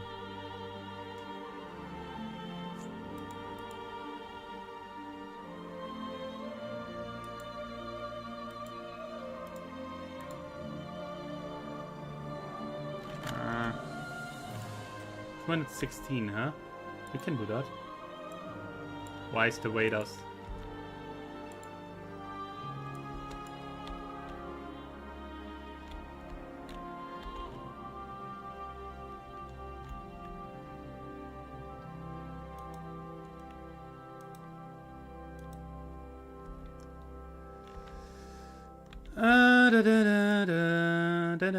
We are going to wait them. We wait the hell out of them.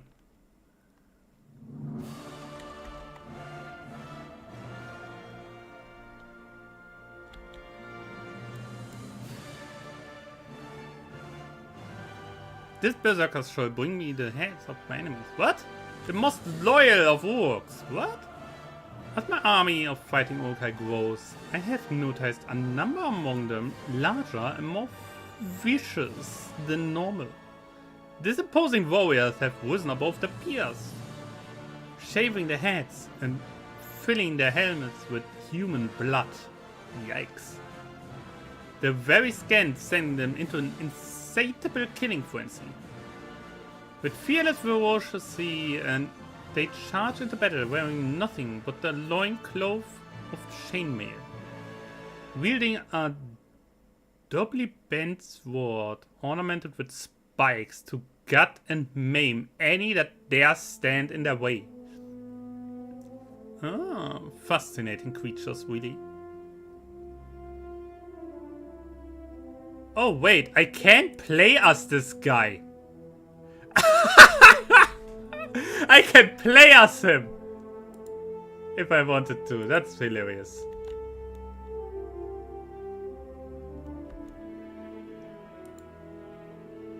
Yeah, I don't want that yet because I want to do the coronation.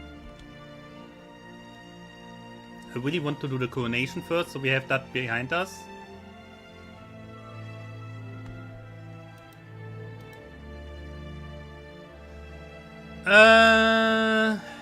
Resistance of the loom.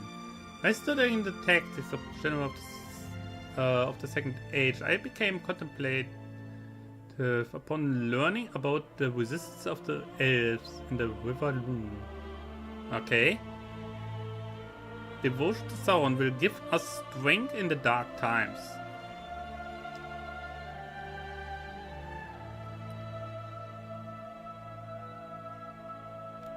Logistics. Defender. I celebrate the tragic loss of so many lives. I go with this one. I want my armies to be able to run around longer.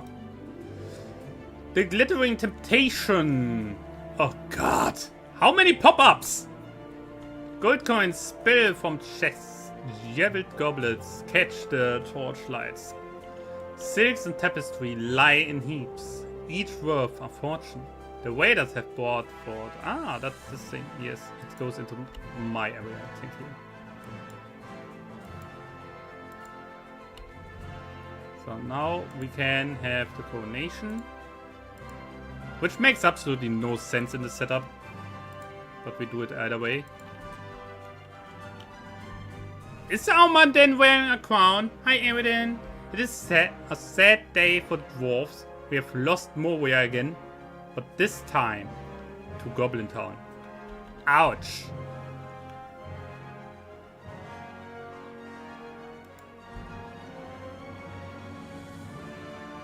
God, so many pop-ups.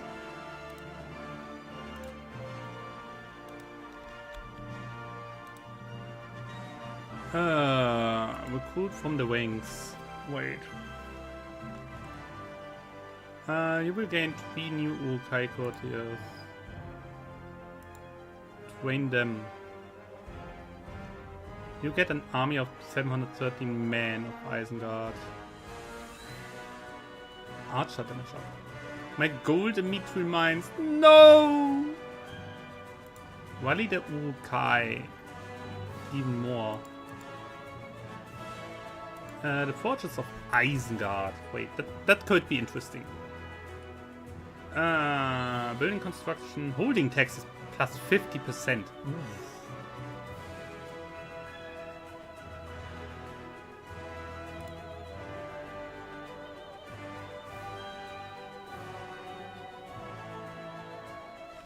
I just found another Mithril, so I would have had 2. Oh, that's mad. That's bad. A hunger for steel. Why does it... Can we... This one doesn't even look that disgusting as other orcs. What the hell? What's this hair? Why does he have locks? Dude, you're Urukai and my Lawmaster. What? The elf is shining through, or better said, the man? Or, I don't know. My legions grow in number by the day. The fighting Urukai, proving the worth, but now they strain my resources to the breaking point. What steel I have has been used up, and the forges of Isengard hunger for both ore and fuel to make more. Smartest and fairest orc. Yes, definitely. Hi, Sven. That is a human hiding as a Urukai. Yeah, I wanted to say. While the continuing excavation beneath the wing of Isengard have come across modest deposits of iron ore, unless I find more bounteous sources of both ore and fuel, then my armies shall fight in rags. Yeah, about this. That's funny.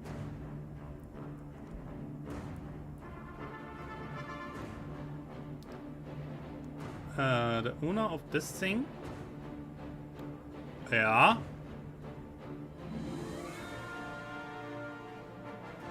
I take it. I definitely do. Evade the question. Yeah, we need that. A coronation of Saruman is so stupid. Found a holy order. Maybe. Spend money? No. A holy order of your fate will be founded. You will become the order's holy order patron. City of Nan-Angwan will become order's headquarters. You know what? Having a holy order that I can call in for free, why not? It is needed to keep the weak humans happy. Yeah! Did you see something? I don't think, like... See my guest list. Do you see any orcs?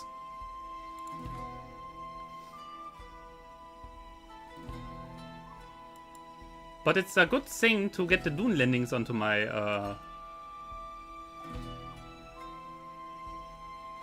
Yeah, we can make this work easy.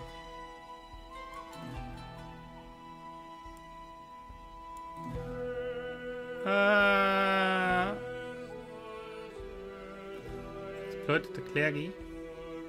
Nah, it's fine. The fallen historic crown. What? No oath. I don't go with this bullshit. Fuck you. Yo! Chunk it down, man! Chunk it down!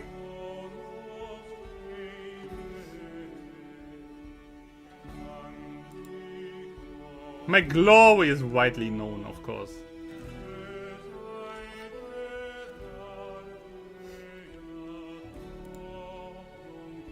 What a party this 4 people have. Like, his mind is going away. He is a absolute loner, and he is an impatient idiot that doesn't even really like me that much. And likes to punch people. Perfect! Perfect company for a party! But that's a good moment to get this done. Nice. So we have this now. Really good. So I can create accolades. So that's exactly what I need here. Enhancement Valiant. I like this here. Create.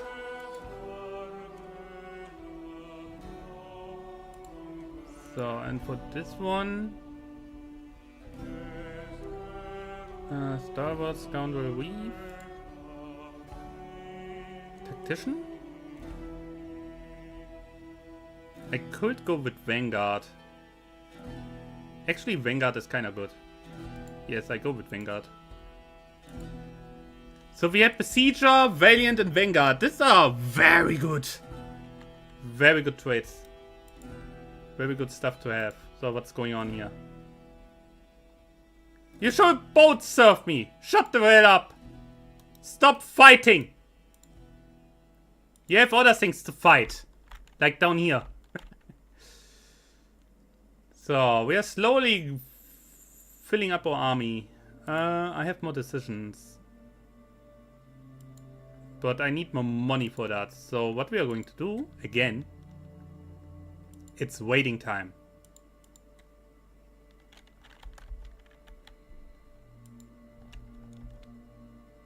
And what I could also do...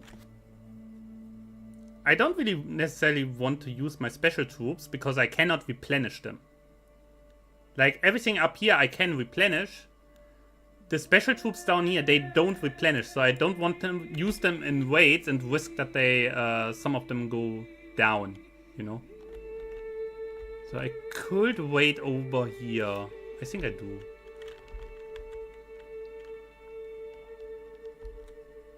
Ah, the first perk. Nice.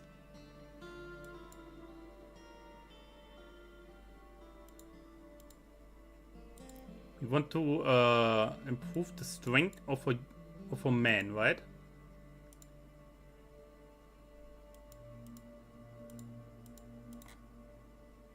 Okay. Logging in Fungorn. Yeah, my dear Lawmaster, the best boy. He is 67 years old. I think that's not even that old for Orc, is it? The Great Forest of Fungorn is one of the last remnants of the ancient primordial forests of Middle-earth. I worked in those woods once. The trees there are many and great, and could supply my industry's hunger for fuel. Yes. Yes. Your actions will anger the ends of the ancient forest. Any future war with Rohan will need to be resolved within 5 years of its starting, or you will risk total annihilation at their wrath.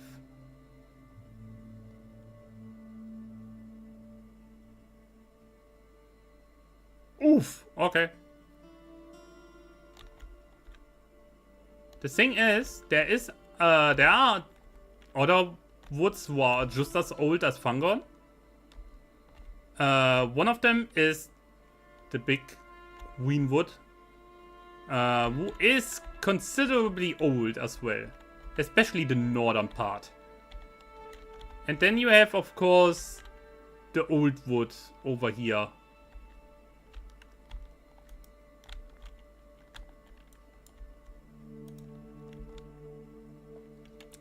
We need more gold. Come on. He still has a lot of troops. I don't think I can attack him. But I can attack this. Holy. Get out of my way. Loot delivered. Nice. Oh, that takes a while. But in the meantime...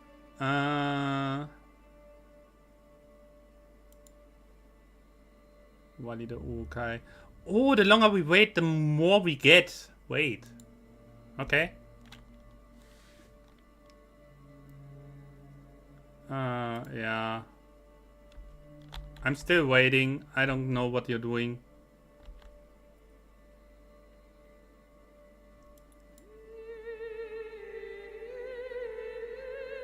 That is not good.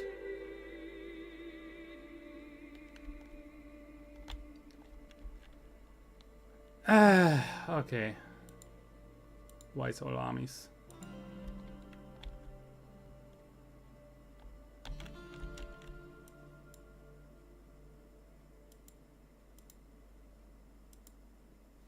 I lead them personally.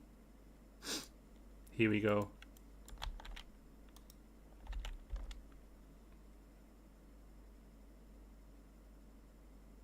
Bam. Let no one survive. Now we go up there and beat the hell out of them. What we can do to increase on the damage of our knights, to have a little bit more in this regard. The Seneschal is also very much needed. Nice.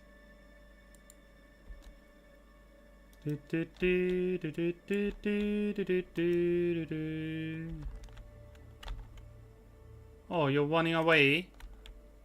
How cute.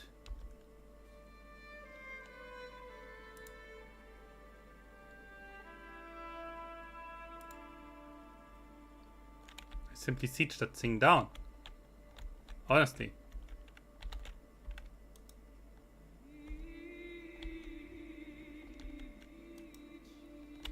And now into their face. Get over here. And now we go for the capital. That it's simple as that.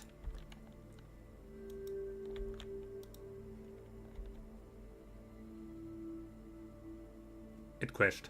Ah! I knew it! I knew it! Why is it crashing? Wait, give me a moment. Okay, wait. What does it say? Blah, blah, blah, blah, blah, blah. Absolutely no information why it crashed. Damn it! First war immediately broke. That's fine, that's fine. We are starting again. We're reloading. We can make that work.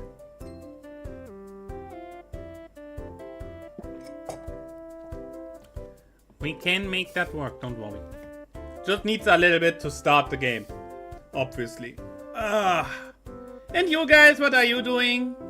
Anything interesting going on? I just ask. Out of boredom, and since we have to bridge the time. I knew it. I should have tested more. But it won relatively well for the last bit. Like, really well, actually.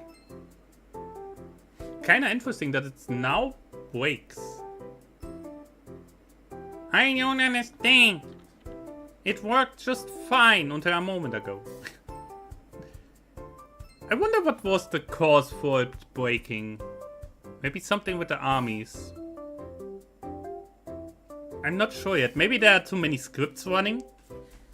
Maybe too many scripts fired at the same time. Could that be? Because, let's be honest, Realms in Exile is very script heavy. And with additional mods on top of it, it doesn't get better. It could very well be. But then again, hey, gives us a little bit of time to talk about Lord of the Rings. Is there anything you don't know? Is there anything you want to know? Anything that could interest you? Because I know a lot. I don't know each and every single story out of my head, but I know a lot.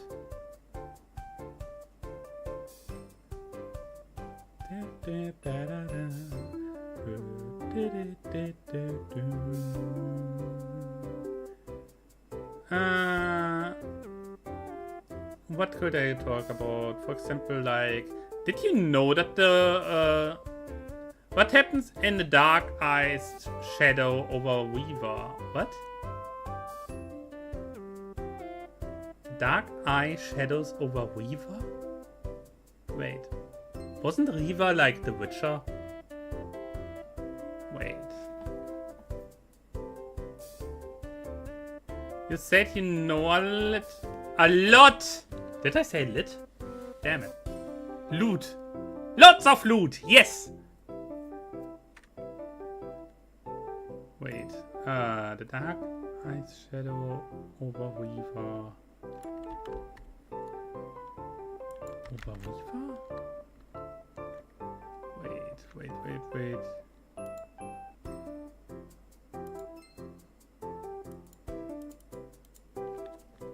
Wait a moment.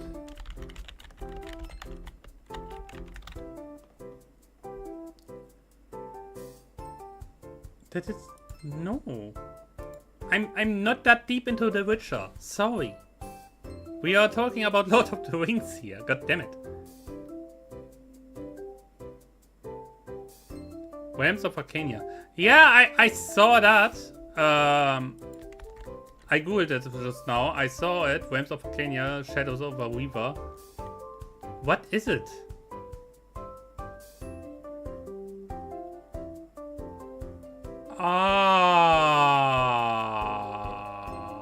The Dark Eye. Okay, yeah. Now I get it. Now I get it. The Dark Eye. Okay, yeah, okay. I never looked into that. I never played it. Sorry. With the Dark Eye or anything in that direction, I'm not that familiar with, sadly. Maybe I should. Maybe I should get more into that.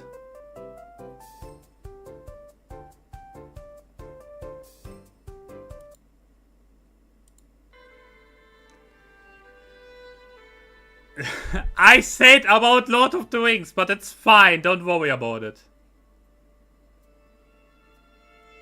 Alternatively, we can talk about Star Wars, but I feel that it's a little bit the wrong stream for that one. Where?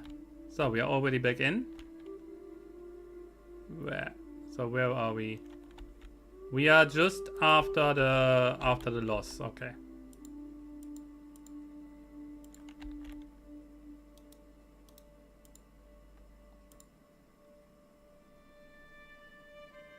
What was Saruman's favorite dish? I can only assume, obviously, because it was never confirmed anywhere.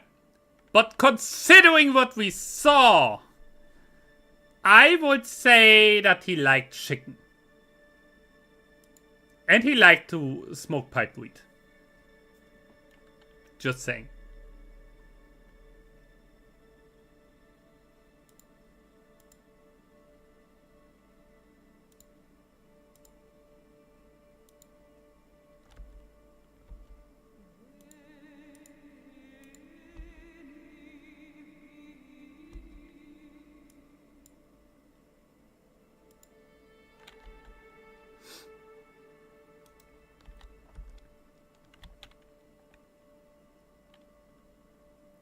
Money. Definitely the money. We need the money. Oh my god, how fast are we?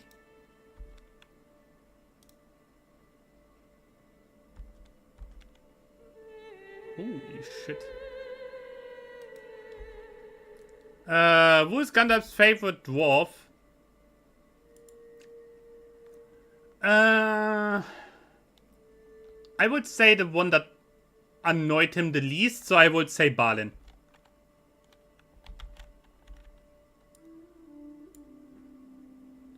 Whom do you serve? Sauron.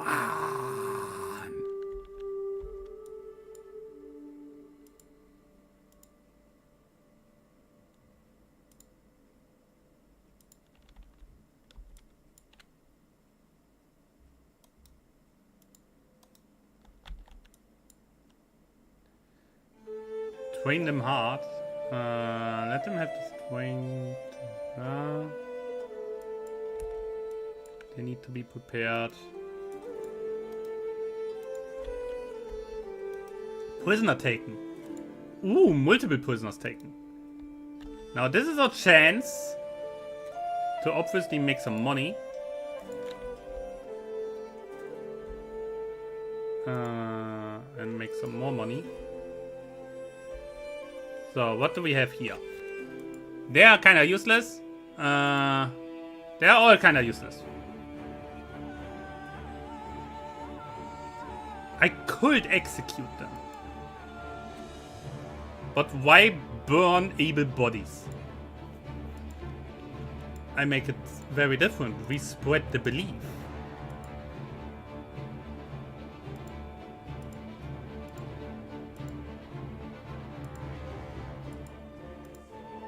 And you don't want to, huh? You really don't want to, huh? Fuck you. You don't want to? Then you go.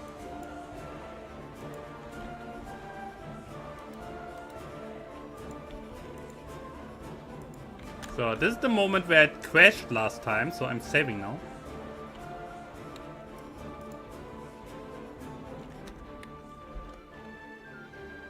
So, and you also gone.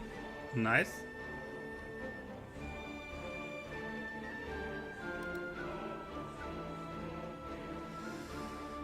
I don't have time for this.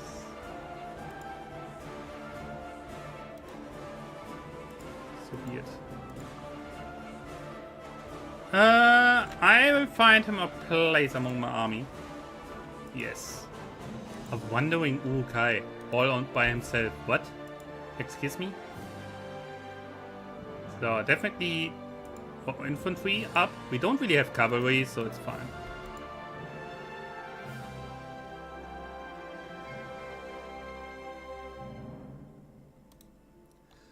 A loyal king of Dunland.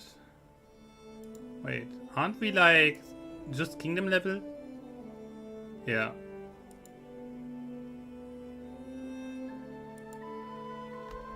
So, finally the Dunlandings have consolidated in the west. More or less. Now the time has come to fulfill my promise and crown my chosen petty king as ruler of a united Dunland. You gain the title of Dominion of Isengard, which is an empire title. Friend of the Dunlandings. Ah. Okay, yeah. So. Then so be it. And with that, we have an empire title. Perfect. And this here is a kingdom now.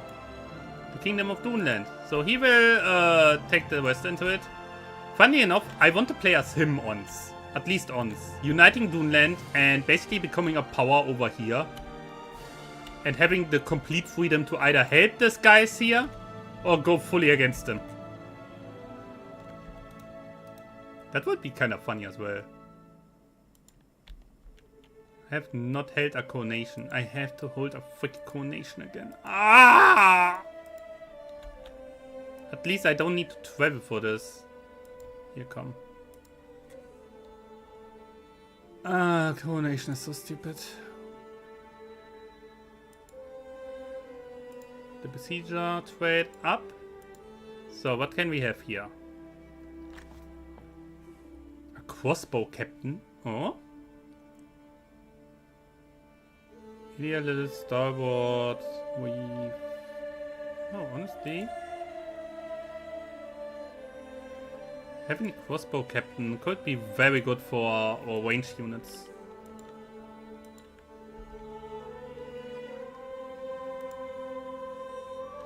What are the original Valerian names? Valarin names, the ancient tongue of the Ainur for the two trees of Valinor. Telperion and Laurelion. Laurelin. Oh! What were the original names? They were Orca. They were originally not even called trees, but lamps. That much I remember, but holy shit, the original names. Let me... Wait, now I need to think for a moment. Wait.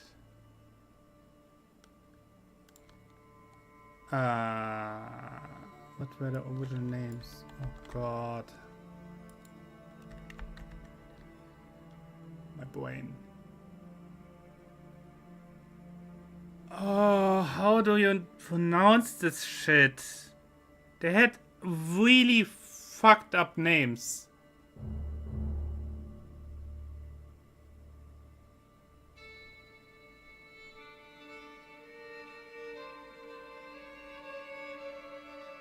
I know one started with Tuluk. But I can, by God, not put... Yeah. Okay, yeah. Tuluk. Tuluk Hedel Gorus, whatever. Yeah. Ibrin Ni Olpatenese. Yeah, it's like I know I read it once, but holy, no chance. Yeah, come on here mit Dune Landings, that's fine.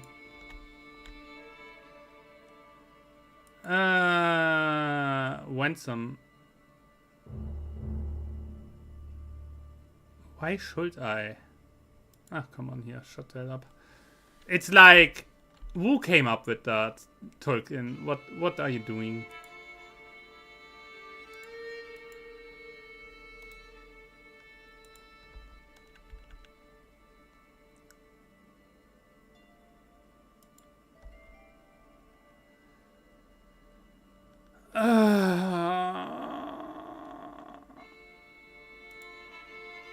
Wait, I can look real quick. I only have him, but I need someone new here. Assign him. Obviously, the best diplomat is a freaking human. Yeah, who else? Excluding Aragorn, exactly how many ruling stewards governed Gondor from the loss of King Eärnur until the restoration of the monarchy? Why should I exclude Aragorn when Aragorn was never a steward? Who you mean? Maybe Denethor? Because Aragorn obviously is the king. He's not a steward. So between Eärnur and Aragorn, how many were there? Boah! Oh, it goes into the 100. What does it? It must. Oh shit.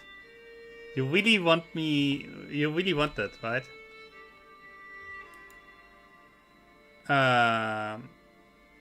You really want that, right? Wait, let me count. Let me count that real quick. It must have been... No, it's not hundreds. I forgot the Gondorians have still Numenorean blood, so they live a little bit longer. Also, Eärnur is not dead for that long. 25? 25, 26? I want that number. I think. I'm not 100% sure, but it should be around that number. It's not 30.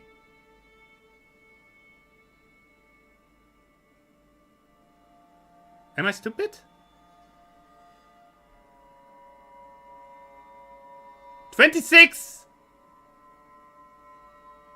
Faramir is very short, Wayne 27. I mean, Faramir only waned until the coronation was done. Yeah? So basically not at all. He was basically just like, hey,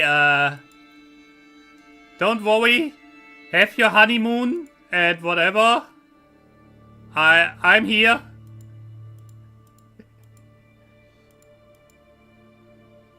Yeah, but 26 I think is actually indeed the correct number.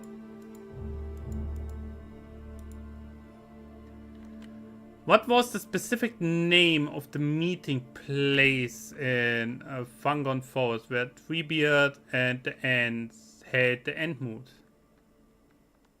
The Enting, wasn't it?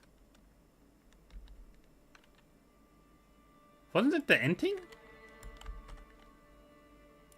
Or has it another name? Wait. No. What you mean is... the meeting place. The ending is another name for the end mood.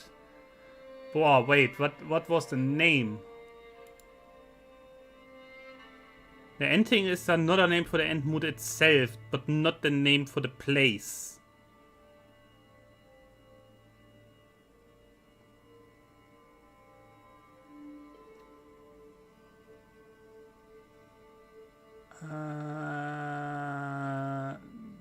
Derndingle. Derndingle? Derndingle? Derndingle. Oh god damn it! These are like literally things that I never think about. Holy shit, you have fucking stuff going on. So let's continue here because it's like, so who do we have here? Who is she? Oh, she's smart. Yes.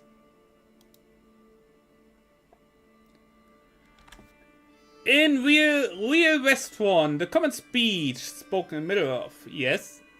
Translated it into English for the reader, yes. What were the actual names of Frodo Baggins and Samus Gamgee and Peregrine Took? No. Did you seriously just left out Maria Doc Brandy Bock?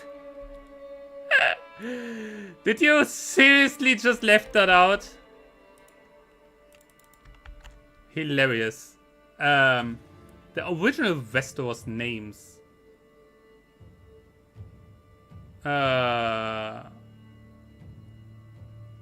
In Westeros. Oh god.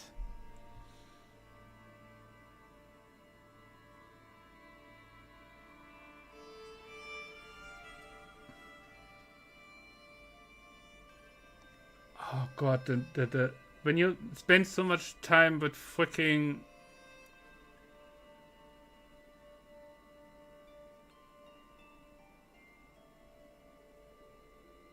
nur Maura Bana?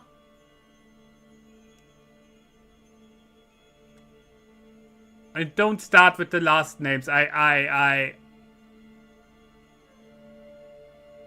Yeah, Westron, Westeros, you know what I mean. Yeah, don't start with the last names. I don't remember the last names. I seriously don't remember the last names. Let me drink my coffee, goddammit.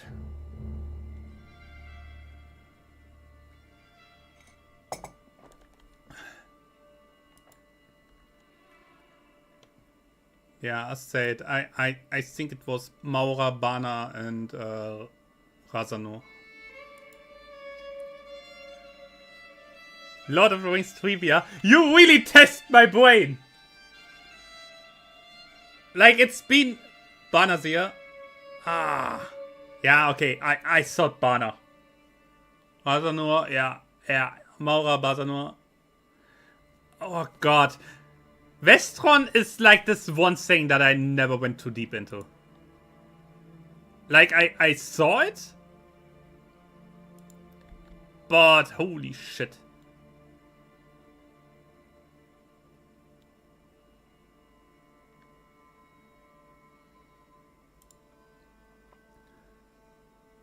Gilgalad's Vater. Gilgalad's Vater? Wait, that, oh god, what was his name?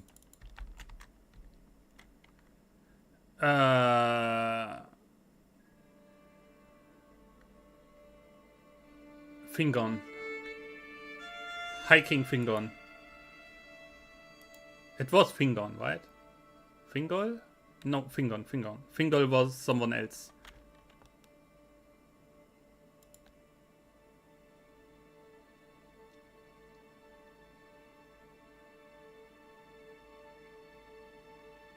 What part's you citing? Yeah, I honestly, that I even remember names, it's like, oof. Oh, freak, what? The Horse Lords? Uh-oh. Uh-oh. Is the confirmed one? Yeah, see, that I don't know everything, but I know a lot. The fact that I even remember any name. Now that I'm strengthened in my position, the question becomes as to how to deal with the Horse Lords of Rohan. Long have I had my spies and agents in their court, while Grima is no longer around to coordinate their efforts. They should still be able to weaken the kingdom from within. If I enfeeble the mind of King Theoden, the Rohirrim are unaccustomed to such designs and won't see it coming. The House of Eorling now numbers few with a true claim to the throne. If Theodoret were to perish, stability in the kingdom would be further disrupted. Theoden's nephew Eomer lives. If he were to fall, Eowyn will bear the best claim of the kingdom. Once wedded to their uncle's most loyal regent and counselor Grima, I can control the kingdom from the shadows. But such design risks showing my hand and allowing my enemies time to respond. In open battle, even the forces I have mustered may yet fall before their Eoweds. A lightning war before they can uncover my design may be wiser choice. What is the name of the only female dwarf explicitly named in Tolkien's main books and appendices? In roughly what proportion of the total dwarf population was female? Boah, that is something. Wait.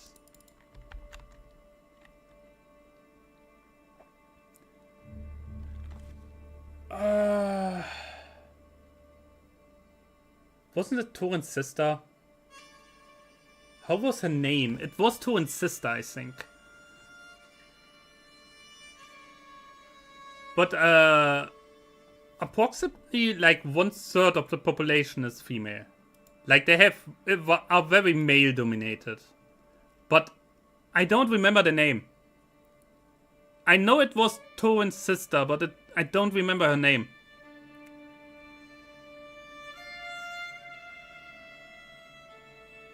No. I remember so many names, but at one point. I mean, I think it was Thorin's sister who was the only named one. The mother of Kili and Fili. Yeah, and Wokley 33%. Yeah, 1/3. Which is crazy, but kinda fits. Like they live good. This is the name. This is the name. This is the name indeed. Oh my god, what is that name? This and Thorin. They have a very strange naming pattern. You will attempt to bring Rohan under your influence to subterfuge. You will have more time to achieve your goal, but the Horse Lords will eventually discover your intention if you do not achieve your goal. Gather my men in Urukai. We will get a... Nah, we do with this. When Tom Bombadil cleans out the Barrow-White's treasure hoard, he scatters almost all the gold and gems onto the grass for passerby. He keeps only one single item for Goldberry. What was it and who did it originally belong to? Ah! I read the book. God damn it.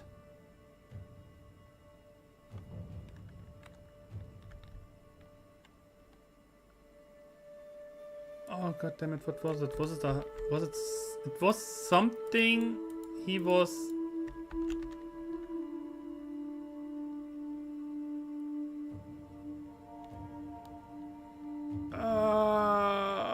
it was Yevelry. It was Yevelry. It was Yevelry, right? It is a Borscht, right? It must have been a Borscht, because everything else wouldn't make sense for Goldberry. And since it was in the bow, right? Obviously, it was from the Dunedain Highborn, like, and of a woman. Like, it's obviously because these are like the last princess of Cardolan. What? But like, these barrow whites are like the graves of the nobility of Cardolan. So it makes sense.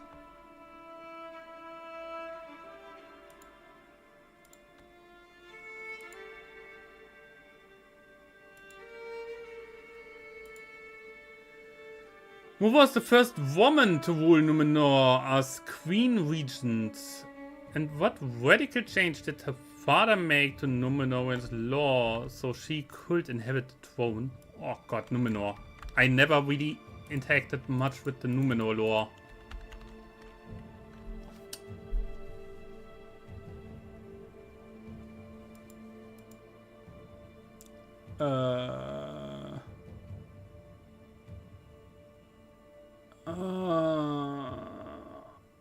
They had this stupid by name. Like they have this. The Numenorians had the stupid names with the connection thingy between the names. Like this two part names.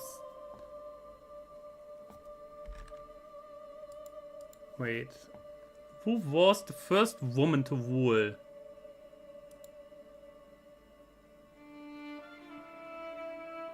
Ta. They had this stupid by name Ta.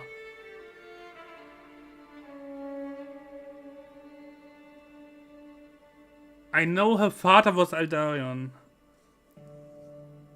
Ta Aldarion was her father. How was she called? Oh god damn it.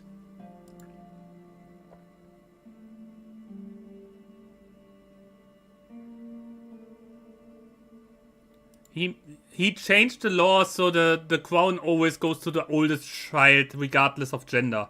But it's like, how was his daughter called? God damn it! Aldarion, how did you name your fucking daughter?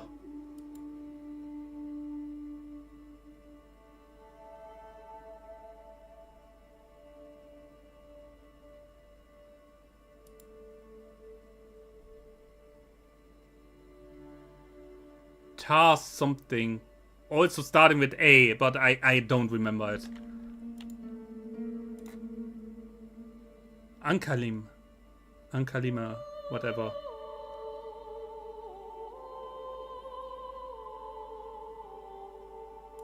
Oh.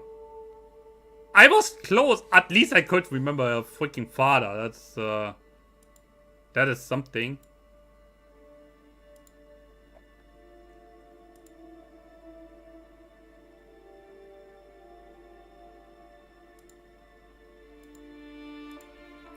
So now we have this.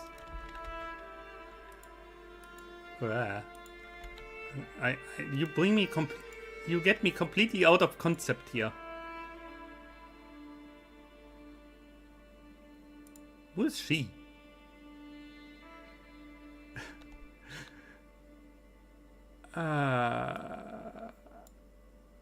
Holy shit.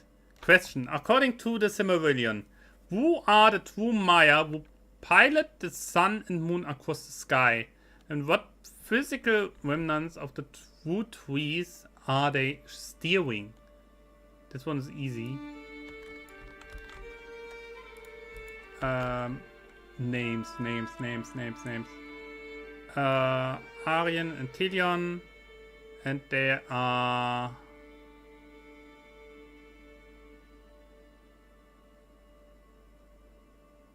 yeah, obviously the sun and the moon.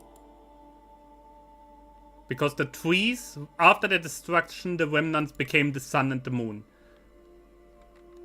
Yeah. That's like... yeah, Tilion and yeah, this is... and Laurelin. That's like... that's... it is easy, but remembering all the names is hard.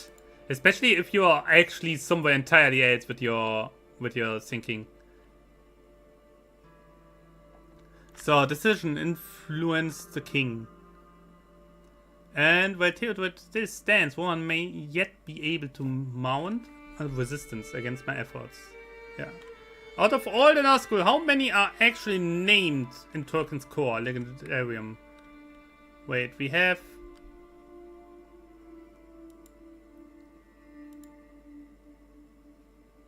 I would say that's the last one, please.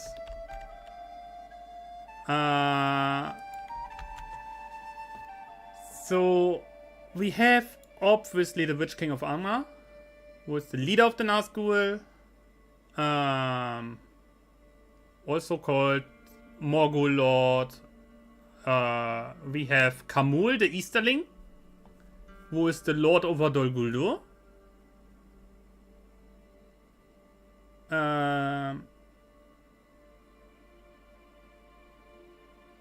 I don't think anyone else received a name. At least not in the canon. I think these are the only two. And even the Witch King of Angmar has never really his name. Like Kamul. He is Kamul, yeah? But even the Witch King of Angmar, the actual name we never hear. So technically we have only one where we know the name. Kamul is, by the way, from the Easterlings here.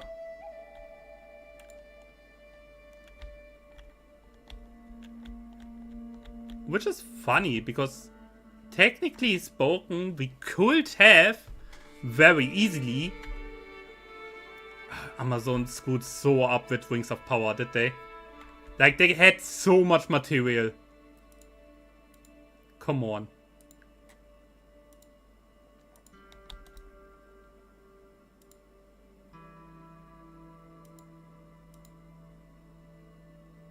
They had so much material.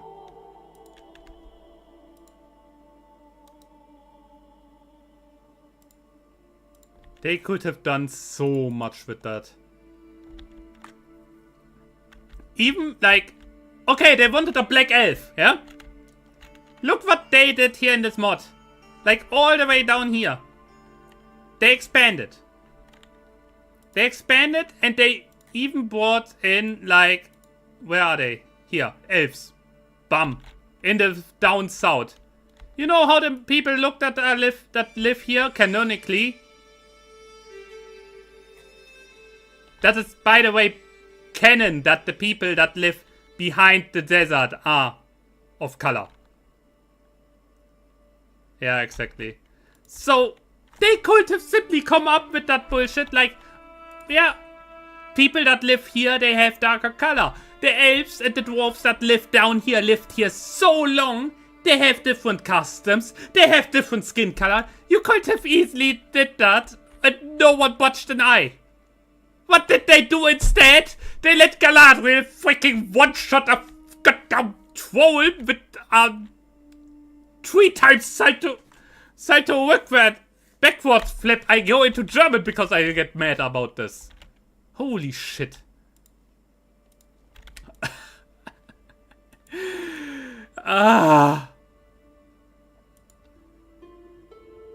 So, long have I had my spies here. You're able to successfully granting a strong hook on Theoden. Nice. So now we have to do this. Your waiting parties may be able to take down Theodoret in combat. Such a planned and show of force risks open war if discovered. You gain gold, yes.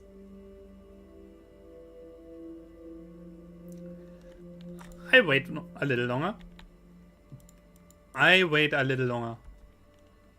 That is risky because open war is... Like, they all are very strong. Even the smaller ones. Like, they have a massive amount of people. How many elves originally awoke at the waters of Convenience and how did they exact number permanently influence elf mathematic. What?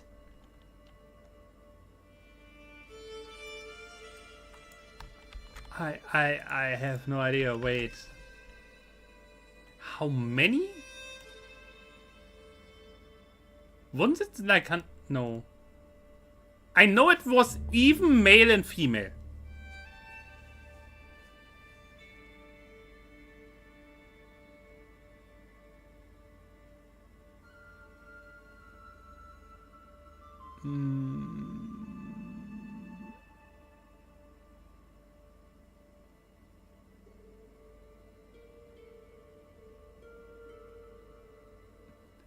Wait.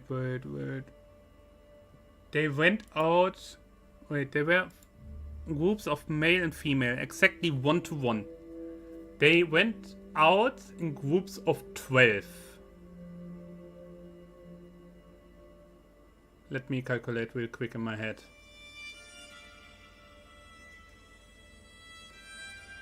$144. It must be 144.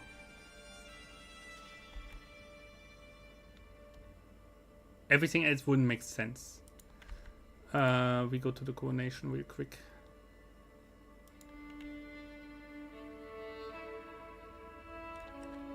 How did that affect the mathematics?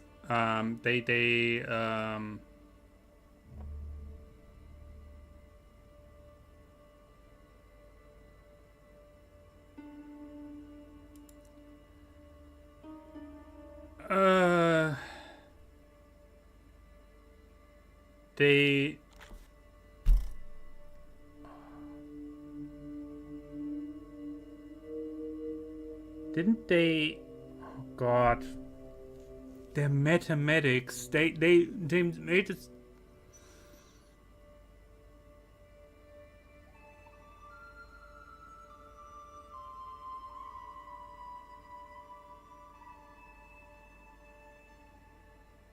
Didn't they had like a counting system that's only based on the number of 12 or something like that, like duodecimal?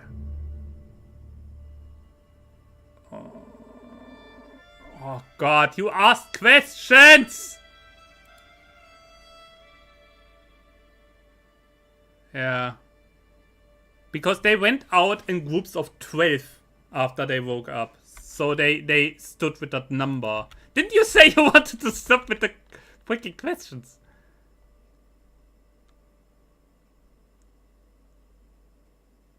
Watch the spectacle, I don't care. They are fun. It is certainly bringing me out too much questions. Hi, Waika! I can openly admit it brings me at my limit. I don't think I know. I know a lot. I said I know a lot. It's very obviously that I know a lot, but holy shit. I'm doing fine, just getting at the absolute limit.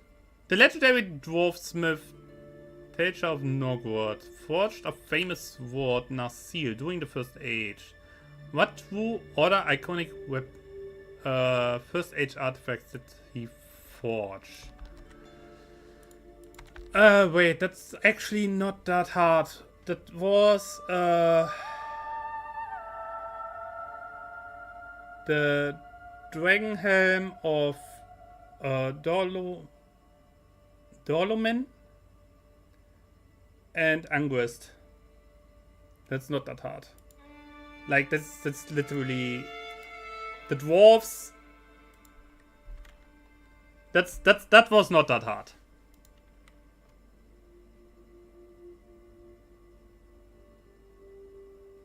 Long may he wane. Who is she? She looks interesting.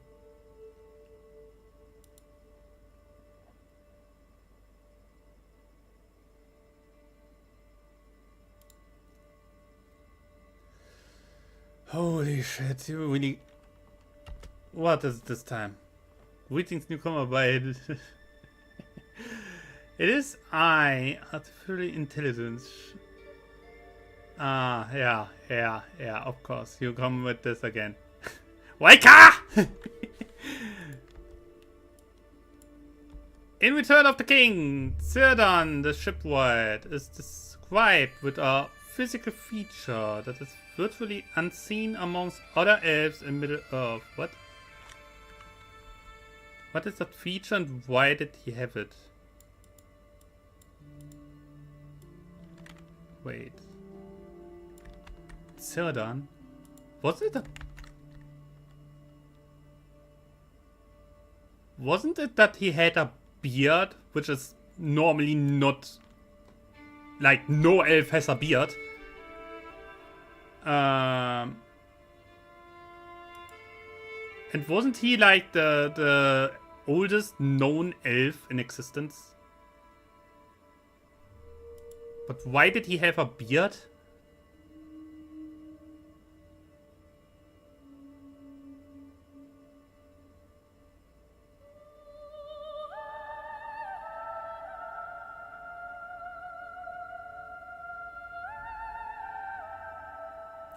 Don't they have to be like 10,000 years old? Like, he is the oldest one. Yeah, they have to be like 10,000 years old. So you remember good, your memory is getting better. And you don't have dementia. No, it's just Lord of the Rings. It is really just Lord of the Rings. Also, by the way, now that we talk about him, look who's here! Well, hello there, my dear old elf. And yes, he's 1100 years old. 11,000 years old here. Meanwhile, Elrond, for example, is only 6k. They actually made it that he needs to be over 10k. Yeah. But it's funny that they can grow beards. So 10,000 is essentially the same as... What is it in the human years? When do you start growing a beard? I don't know. Something about 16? Imagine that. 16 equals 10,000. Oh, I still have coffee. Would be funny. The original star of Elendil, the royal crown Yevil of Arnor, was lost in the Unruin when Isildur was slain. Thousands of years later, during the War of the Rings, where was the original artifact finally rediscovered and who retrieved it? Wait. I know it was... Wait. Where was it rediscovered? I know Aragorn found it.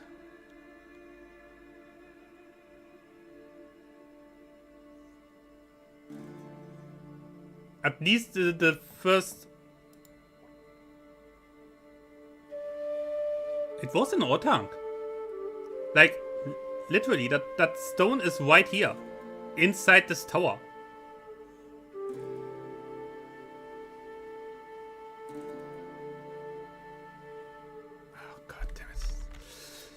My brain! My brain! Holy hell! Don't ask me how Sauron got his hands on that. I have no idea. If I would know that, then I also know kinda... I don't know. Early drafts of Tolkien's Legendarium features armies of hundreds or thousands of bulwarks. However, in a famous marginal note written near the end of his life, what maximum number did Tolkien strictly limit the total population to? Oh, that was something. I remember that. I never liked that he cut them down so hard. At most, he named it as at most 7. I never liked that. I mean, it makes sense that literal fallen angels are not in the hundreds or thousands. But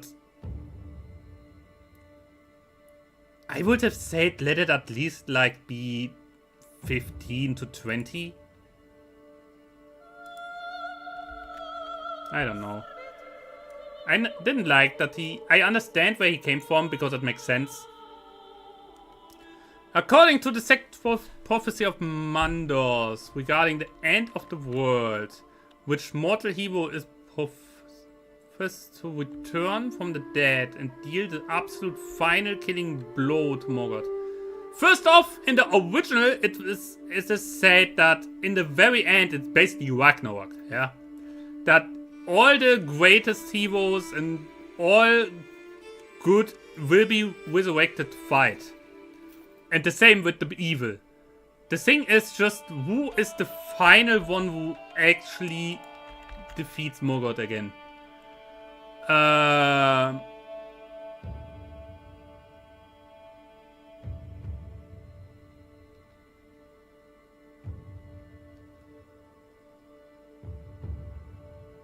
Turin.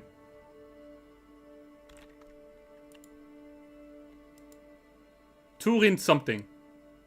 Turamba, yeah.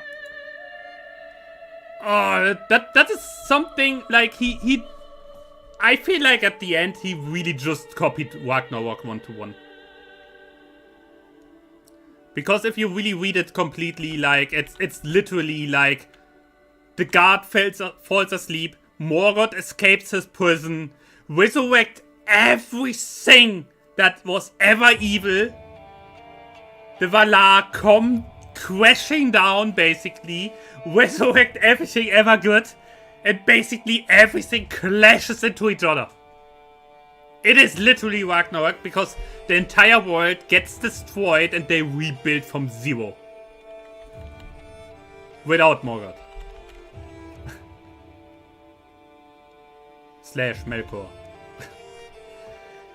In the Two Towers, Treebeard tells Merry and Pippin that by the late Third Age, only three original Ents who walked the woods in the First Age are still alive. Treebeard and is one. What are the names of in the common speech or nickname of the other two? The freaking Ents. You come to me with the freaking Ents. That is the one thing that I gladly forget about, but I think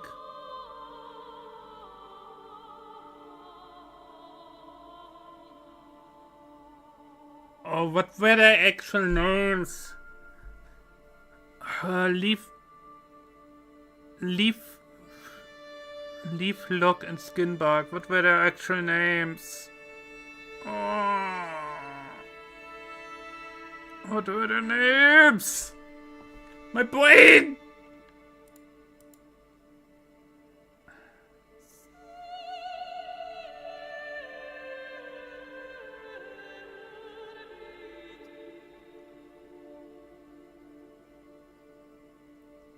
What were their actual names?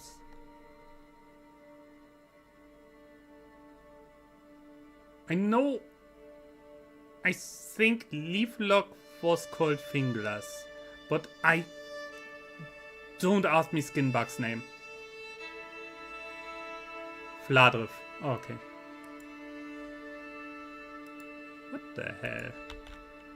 Right, like, what the hell?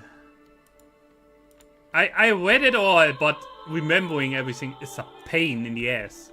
I need, like, dig to my entirety of my brain. And I completely forget to actually play. What the hell?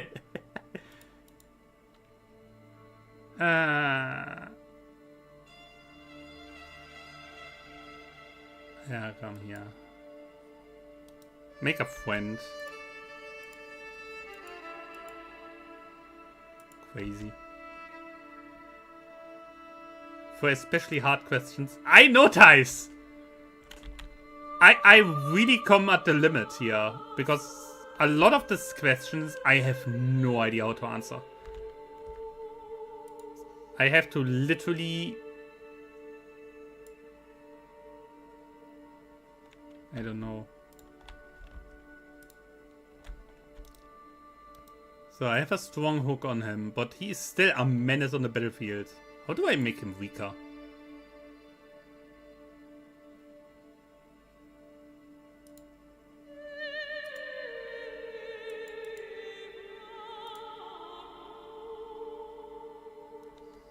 Install a puppet in the Widdermark. So, you hold the Kingdom of Widdermark. Eomir and Theodoret are dead.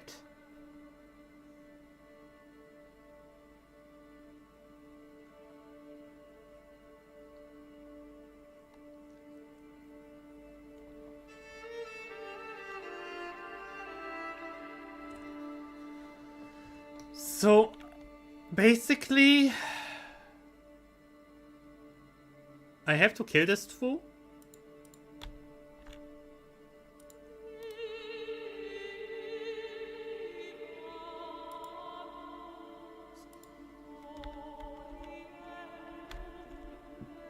I wait this out, honestly.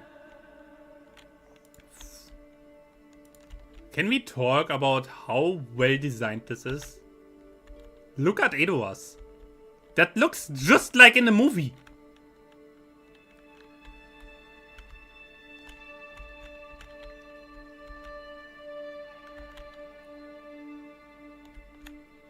If you look close enough, you actually see the white tree down there.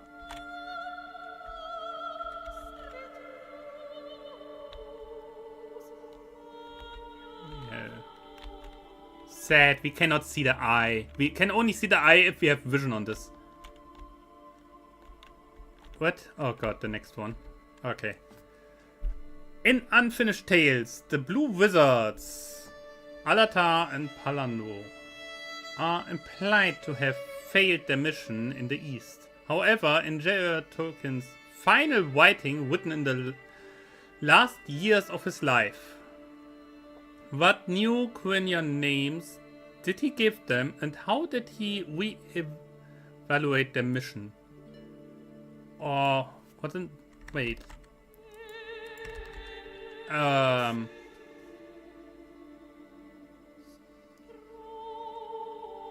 They were...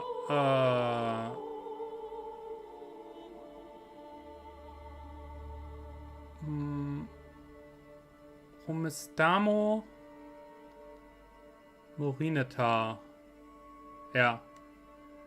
They basically, to make it short, they caused a rebellion. They are basically the reason why not the entire East was really following Sauron.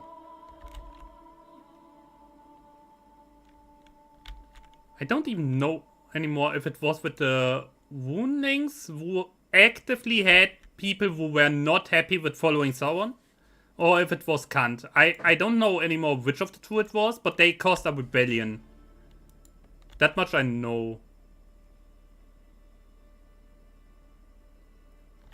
I know that especially because when I played this mod here for the first time, I actively played over here. That is, by the way, Foxy, before you ask.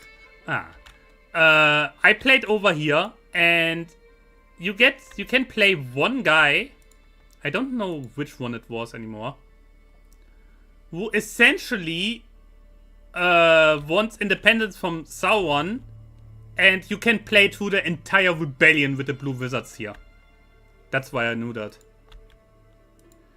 In the earliest 1910s draft of Beren and Lucien's story, who was the main evil lieutenant who occupied the role later given to Sauron, and what kind of creature was he? So basically, Sauron's predecessor and in command... Oh god.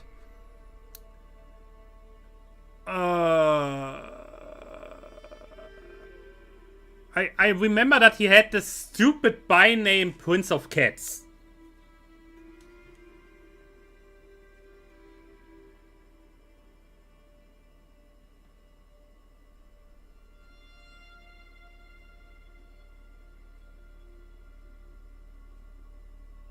The Prince of Cats. What was his stupid name? Tevildo. I don't even remember why he was switched out. Maybe because his spy name was too stupid. I don't know. Actually, I think he was a cat. He was a black cat or something like that.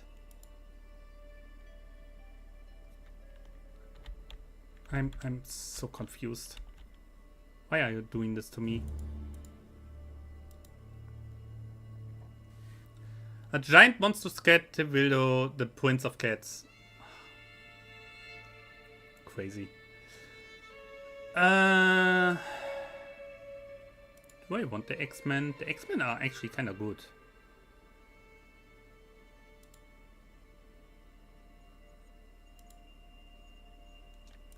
Wait, what is the main? They have Widers. Even more Widers. And even more Widers. And they are strong against archers. So what I will do, I need pikes. Sauron had the right idea. We need pikes. Lots of pikes. Who then was replaced by the Necromancer, who then was replaced by Sauron. Ah. Yeah, see.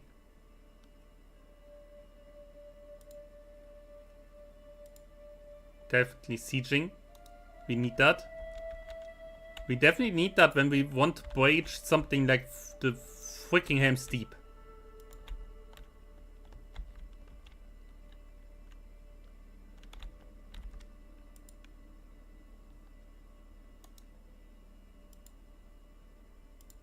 So, what do I have to do here? Wait. You speak Doomlandish? Yes. Petiking Wolfgar, opinion of you.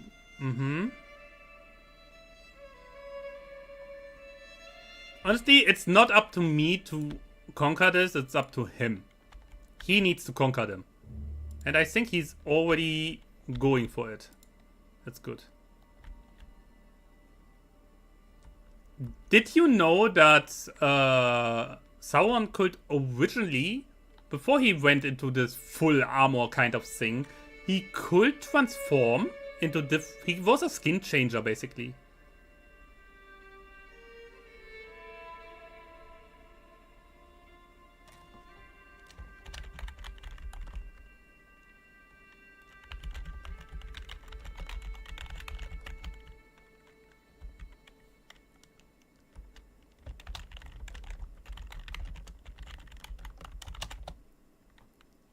He was originally a skin changer. What? Squid?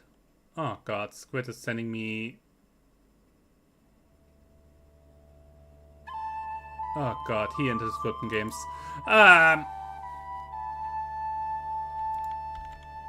No, but he was originally a skin changer, and I remember a story where he could change, like, fun fact, for example, that vampires and werewolves, which do exist in the canon, were originally not molded, or better said, created by Morgoth himself, but by Sauron. Morgoth only made proper use of them. And Sauron himself was able to shapeshift into these things. There's even, I think, a certain battle where they actually won against Sauron when he was just the commander of Morgoth. I don't even know. Was it on the march down on Utumno? Where he actually escaped as a transformed into a bat. So yeah. That is like...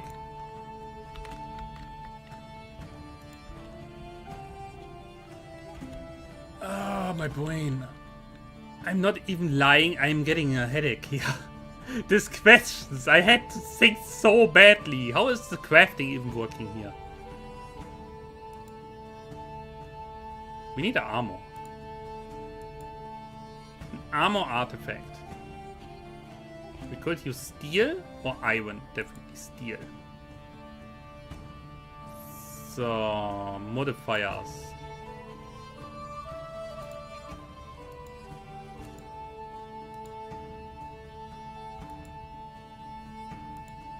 Ah, we pay with money for that.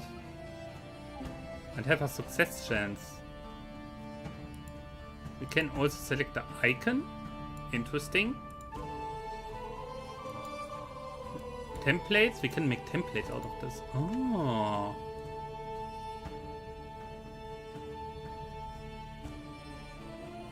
Well management modifier.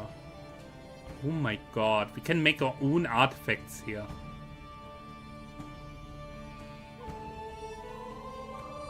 Wait. Can I? Change artifact type. Wait. Trinket?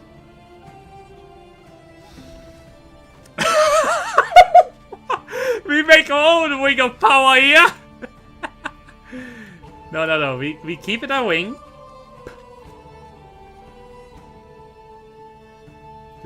This is funny. Character modifier. We can make our own wing of power. The second wing. Yeah.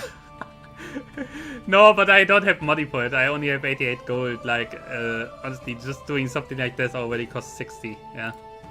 But it's interesting to know. Technically, we could create our own little wing. We can make multiple ones. Wait.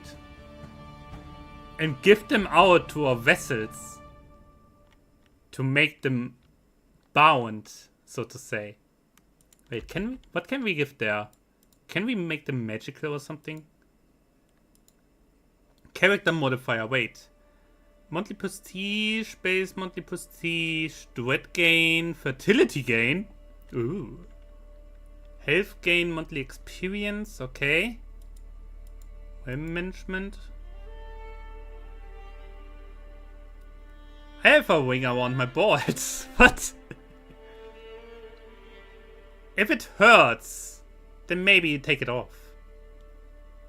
Hi, blessed one. Just saying. If it hurts, maybe you should reconsider.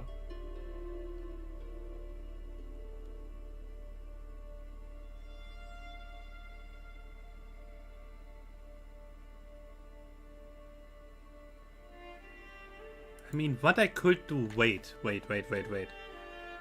Then no wing. Yeah. That turns me on and makes me higher. Wing I want to... Nah, whatever. Couldn't we, theoretically...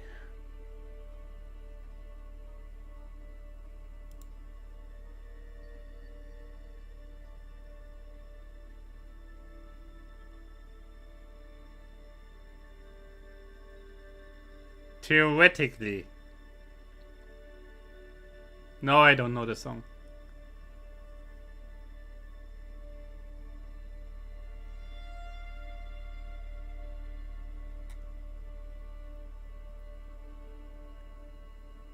Can't we, like, make us the head of fate? Basically saying, hey, someone... Yes? In a way, I think we can do that. I don't know if you're supposed to, but I think we could, potentially. Wait, do we have anything...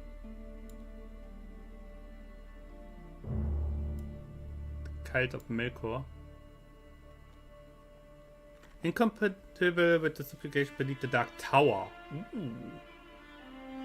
Ah, not in the earliest manuscript draft of the Fellowship of the Ring, published in the Return of the Shadow, Aragorn was not a tall Dunedain Ranger. What race was he? What was his name, and why did he wear wooden shoes? Wooden shoes? Wait, what are you... Oh, God. I know he was supposed to be a hobbit, but that's as far as my knowledge goes. I don't know the name, and I don't know why he has freaking wooden shoes. Torta. Yeah. Why did he have wooden shoes? I assume you have the answers open. Why did he have wooden shoes?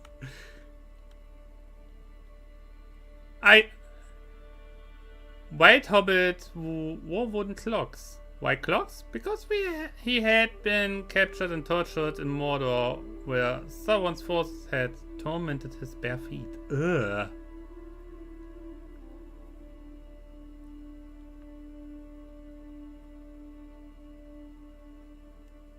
Okay, I could... Oh my god. I could diverge from the Dark Tower and pledge my loyalty to Melkor himself and say like, Sauron, you know what? You're not the big deal here. We go with the big boss. We could do that. That's funny. Sacred murder. Oh god.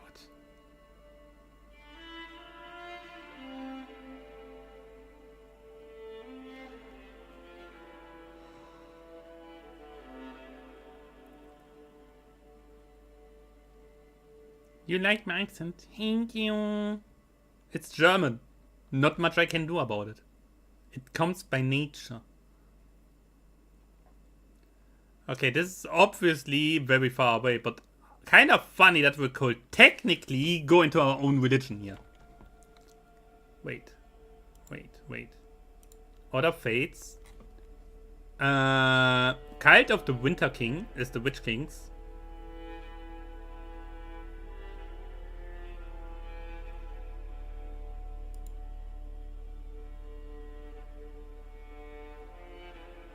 There are a lot actually. But didn't we had like somewhere one that was actually during the tragic battle of unnumbered tears?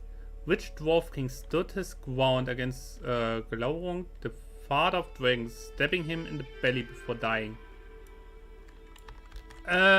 Which of them was it?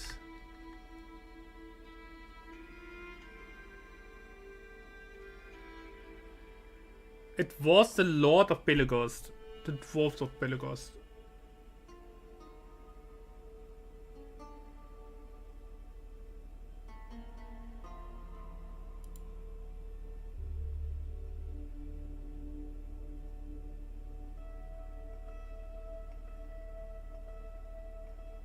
Yeah. Another fun fact, the father of dragons had no wings.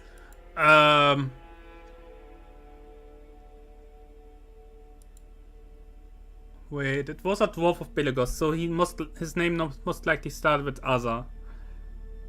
Asa. Because that's a naming scheme with this dwarves.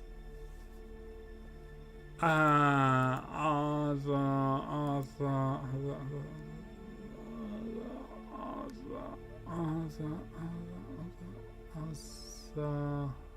Asakal. It was Asakal, wasn't it? I know he was one of the many kings there. Yeah. Okay. Holy shit.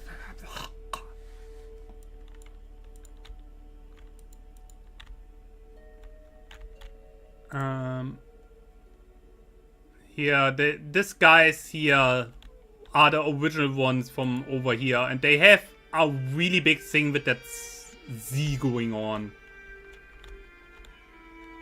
That much I remember. In the Hobbit calendar, there were 12 months of 30 days each, plus 5 holidays that did not belong to any month.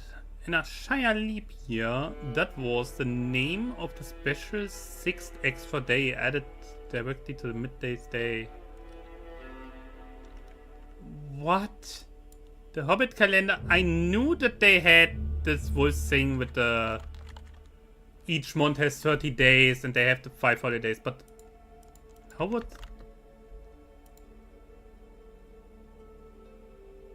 In the leap year, what was the name of the special 6th extra day? After the mid-year's day.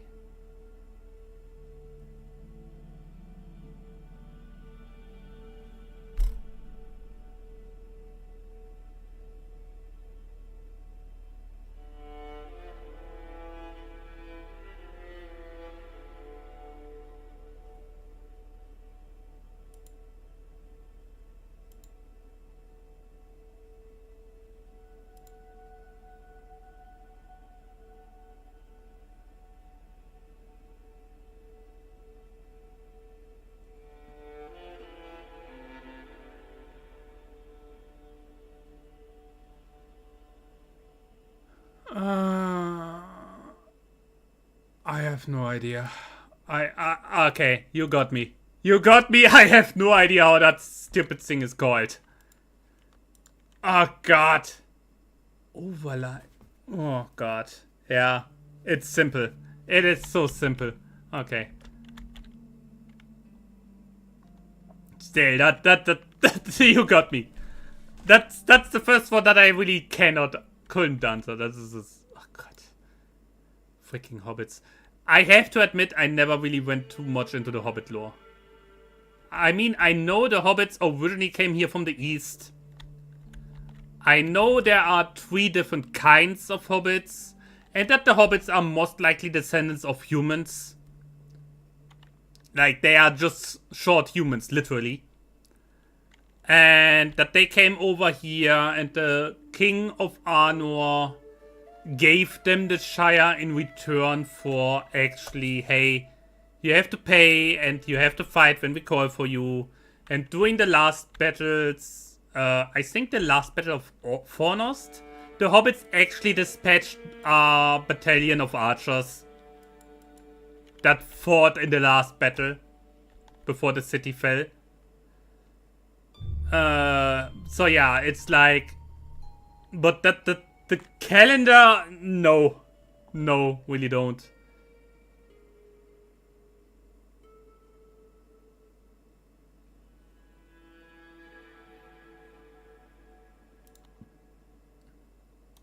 That goes over my head. The first light, the second light. So obviously they called it the overlight. Yeah, nice. The stream is going well because I spent more time answering the questions than anything else. A lot of those hobbit things seem to exist to just have another day for celebration. Of course.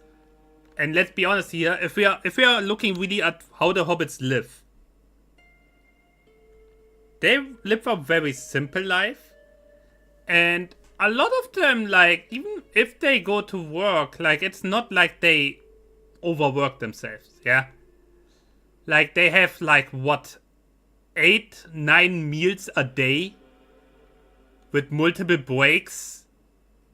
They live a very chill life. And if they find a reason to celebrate, they'd celebrate, even if it makes no sense.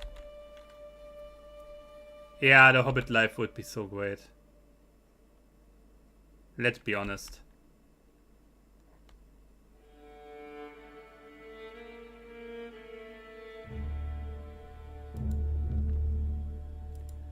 What I wanted to look at, wait, before you brought me out of this.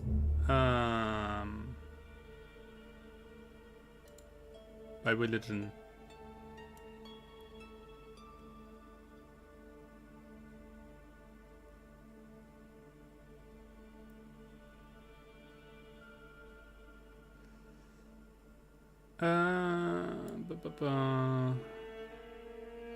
Didn't we had like the cult of the white hand?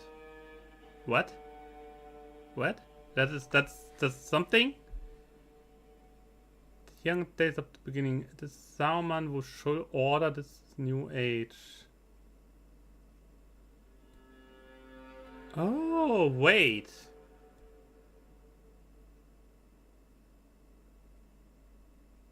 Could you have had this? Wait.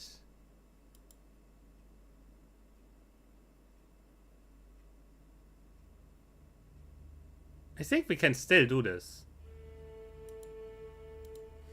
Hey, maybe we will get the event for that at one point. For now, we have to conquer Rohan. And for that, we have to finally keep playing! Oh god, my brain. I need water.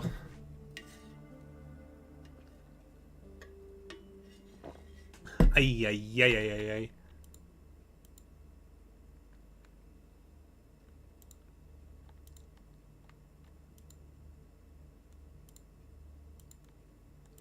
So go with this. Then we go waiting again.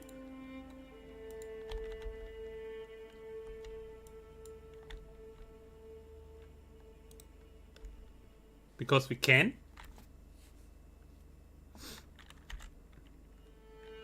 We even have a waiter here. That's really good.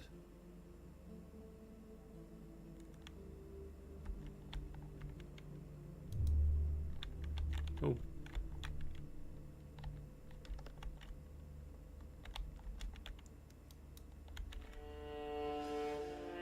Prior to joining Torrin's company as a burglar in blah blah blah in 2941. What was Bilbo Baggins' primary profession or job or day job in Hopkinton?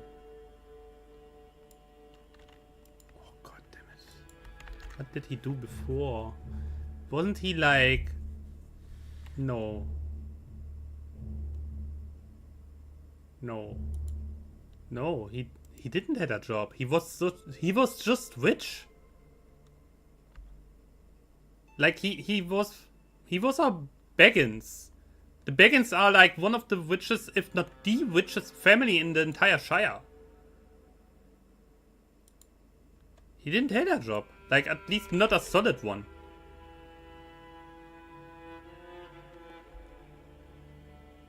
That's also why no one really cared about it when he left.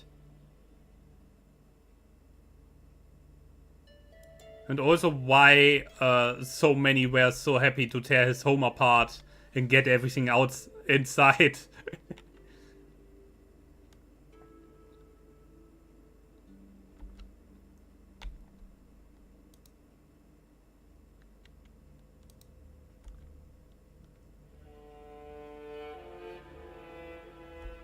Oh, that was stupid. That was stupid. He just inherited money, but how did his family make that money? That's a good question. Yeah, come here. I don't know.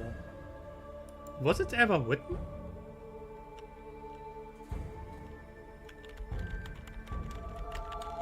No, that is something I actually have to look up.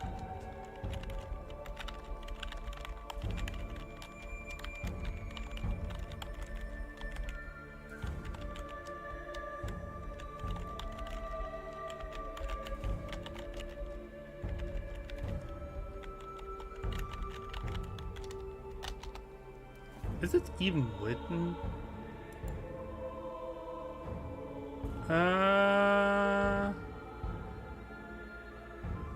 Earning internal income from land ownership, real estate, and savings.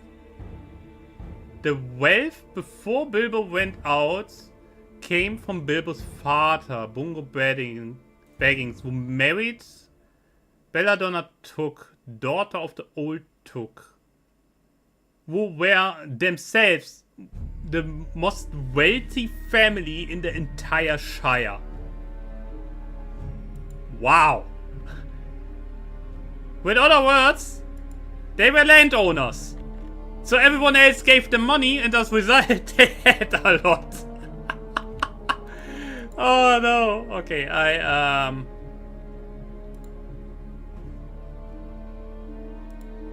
come here.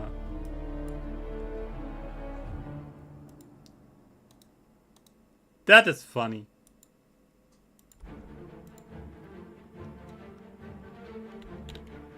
I don't make that. That is freaking funny.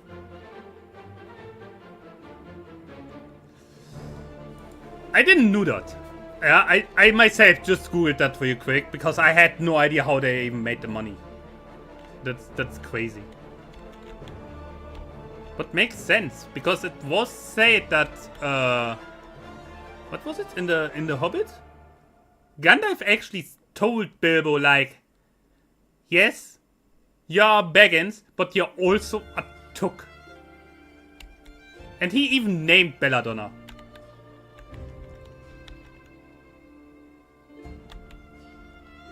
Which is funny. Overall, I think here the Brundybog, the Tooks, and the Baggins are, I think, the three richest families in the entire Shire. that is not directly mentioned in the movies. The thing is, Bilbo himself was never a landlord. He just lived off the money that he inherited. And the passive money that he got on top of it.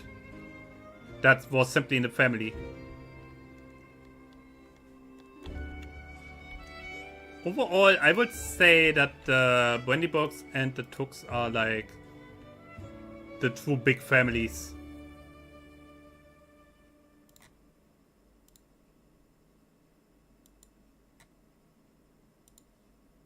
I mean, wait. Here. If you look at this, here you have the Brandy Box, the Bolga, the Nord Took and the main Took brand. Then the Baggins. Whitefoot and Hornblower. Like, these are like the official names, yeah? Obviously, there are more. I think in the birthday speech from Bilbo, he named a lot of the families. Yeah? Like Bolga, for example. The Gumtree family, for example, is very small. So that Baggins is a really good choice for thievery. They are landlords. Yeah, basically.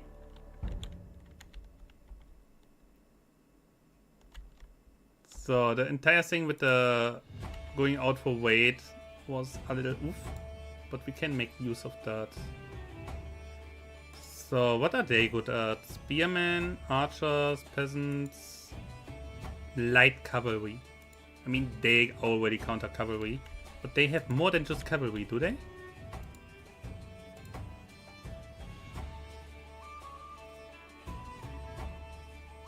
Do they only have cavalry? They have cavalry, wait.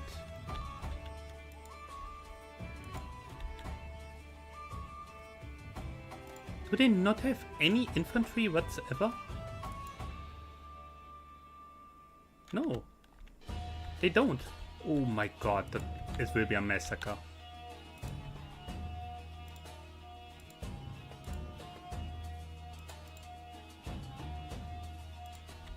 Station them in there, please. Oh yes. Oh yes. This will be so evil.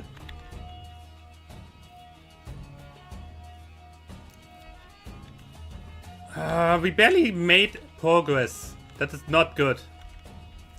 I just wait for my army to fill up. And then we move in. I don't care.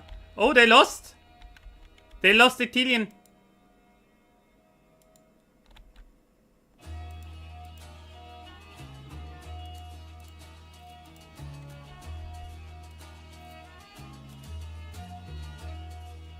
For Ithilien. They lost it. Or did they fight for it? Wait, who? Who attacked who? Oh, it just ended. Nice. Very nice. Okay. We will start the war. Before we end stream. That much I will say. Holy shit. Yeah, I lost a few men here. Of the special units. How long not? I have money missing for this.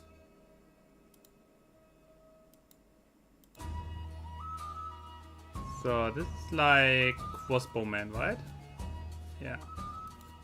This is infantry. This is more dune landings.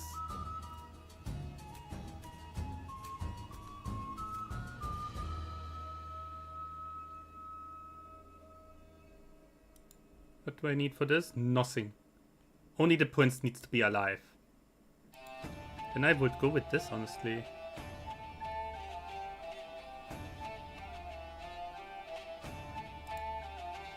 Do it again. And again. For 1 year. So, we increase our numbers. The pikemen really need to fill up. 1 more month. And the army should be complete. And then we start the whole bullshit here. What is he doing? He's already at war with them.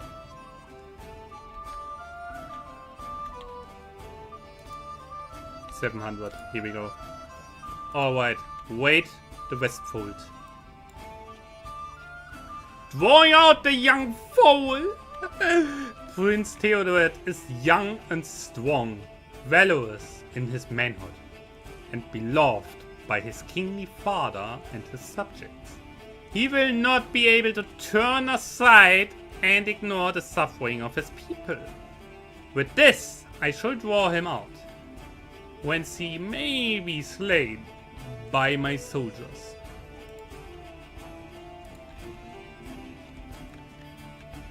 Come on, boy. Come on, boy.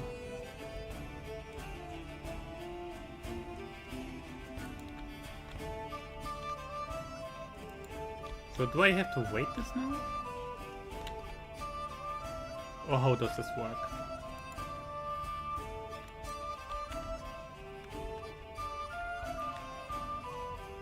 Do I have to wait this area now?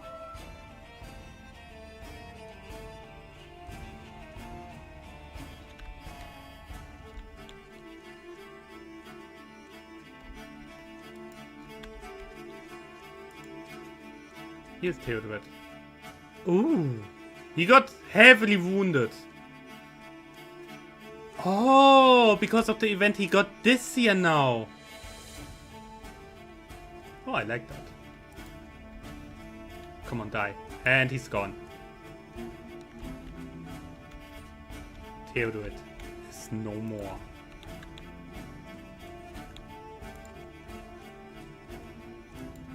The death of Theodoret.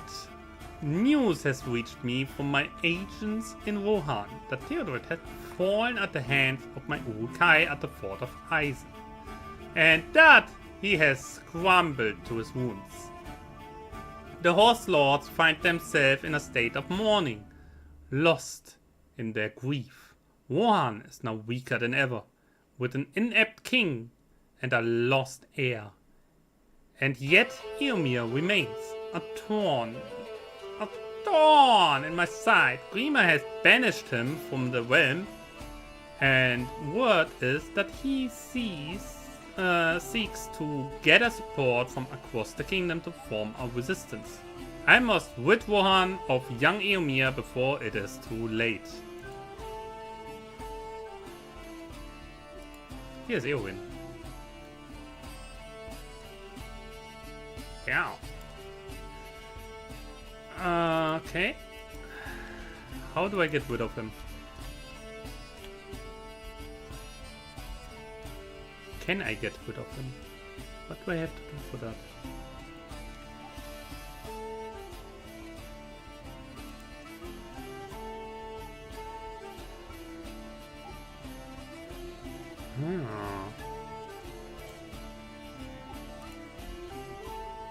Come on. The Palantir! Here we go. Amongst the most converts of artifacts, the Dunedain. Yeah, we had that already.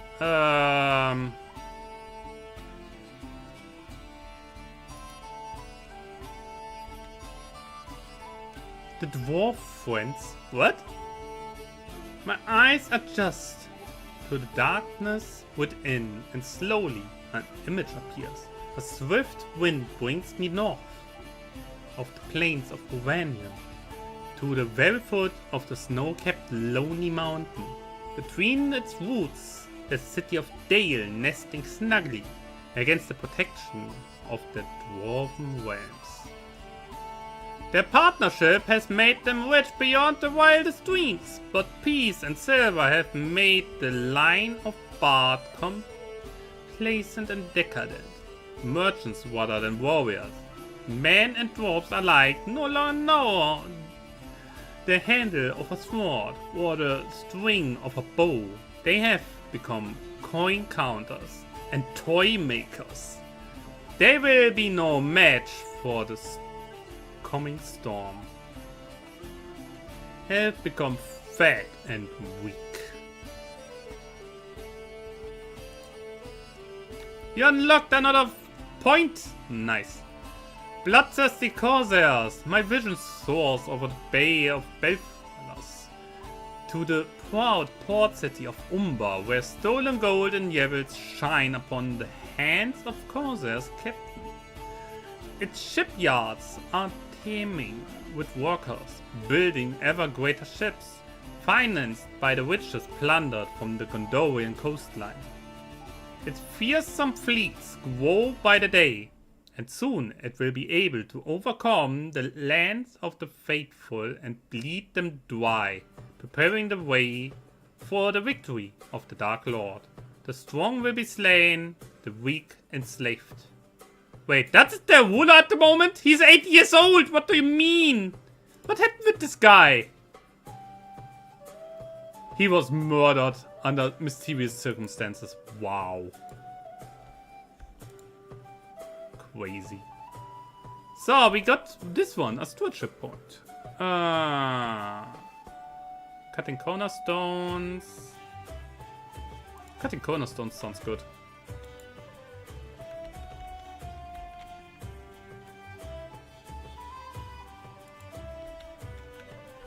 Nice. So, what is this here now? I have to get rid of Eomir. Why is this the heir now? Ah, because Eomir is banished. Yeah. So Eomir needs to die. Where is he? What is he doing down there? What? Can I kill him? Murder chance low.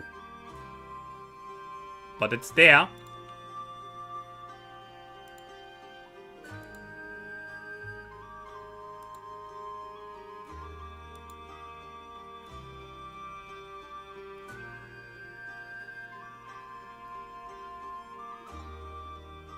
I think we had like this here. We're missing money. That's fine, don't worry.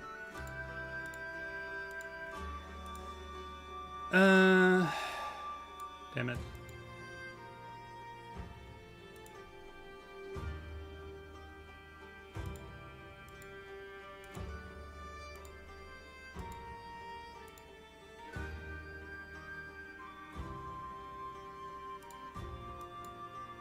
Okay, I don't think it will work.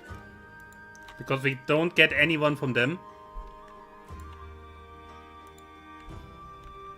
This will never work. But hey, maybe. Just maybe. We have to get rid of him somehow. Wait, can I not do anything else with him?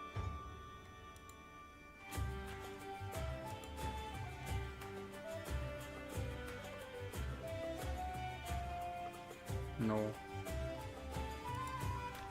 How do I get rid of this guy?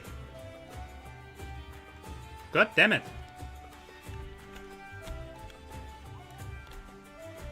Also, how do we get them? He has 10,000 men! What? I mean, not that it really matters. Because my pikemen will make short work of his cavalry. But still, like, oof.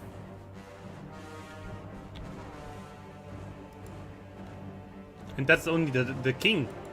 Like, all of his vessels have separate also units and all, and armies. Is he sieging Helm? He did siege this. He did siege Helm's Deep.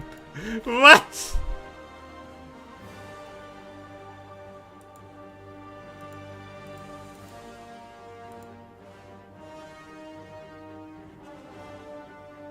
I don't have 40.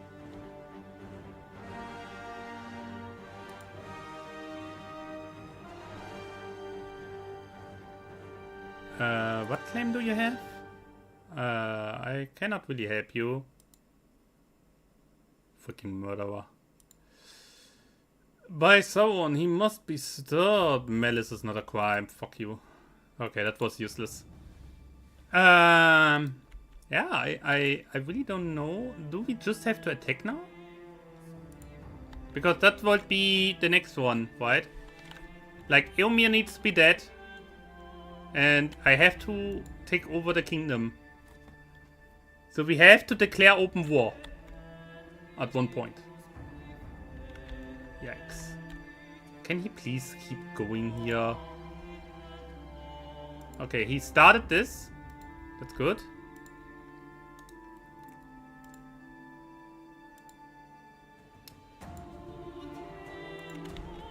I swear. You know what? We have hit and run tactics. That's all we need.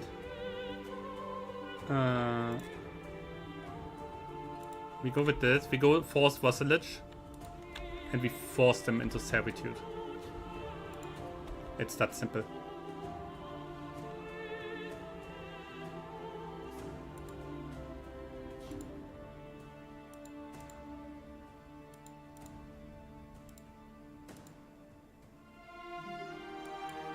We force them to be part of it. No one. Let's speed this up. It takes too long, honestly. Whom do you serve? Sauron!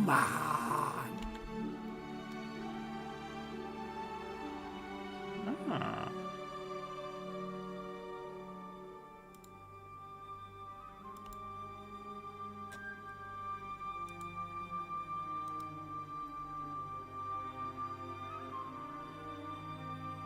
Replicating on me.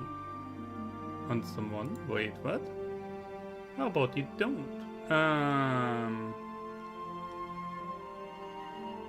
Murder over throne, murder over throne, regent.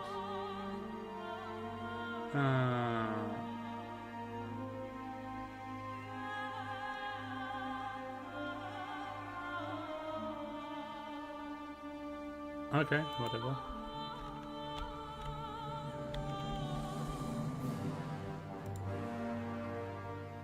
Curses.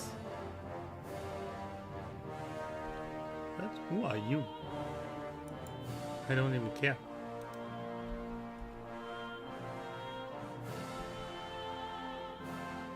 We can go further than this.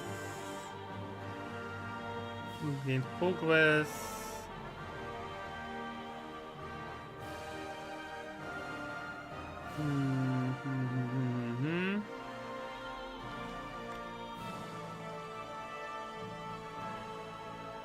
Could go with the plan goes well.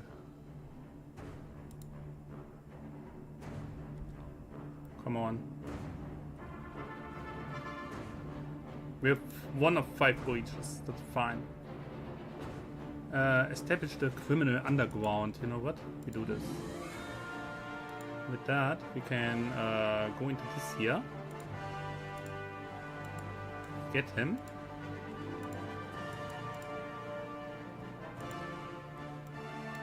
Rubble Rouser, definitely something we could use. Master of the Horse, we definitely need. Seneschal is also good.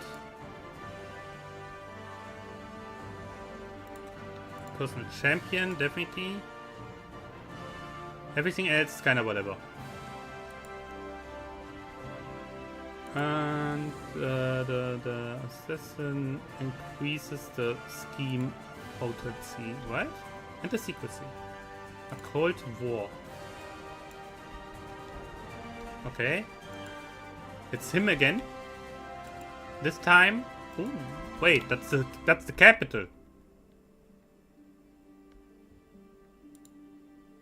Wise all armies. We march in. We march right for the capital, the war target. Let's go. I don't even see who wins what. Okay, my guy lost it.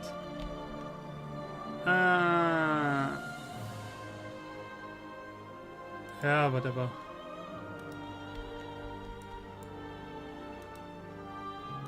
Okay, we beat them up. Let's go.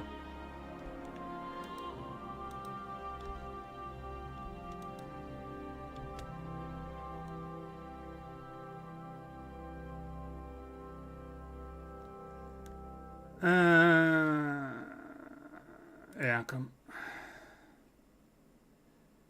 Poisoned Blade.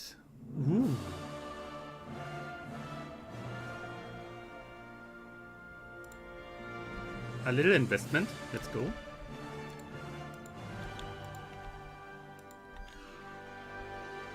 Oh God.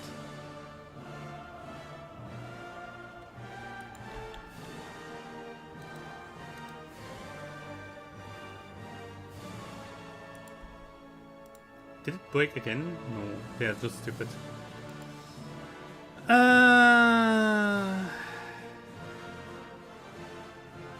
Taskmaster? Oh. Oh, why not? Wait. Is this even enough? Easy.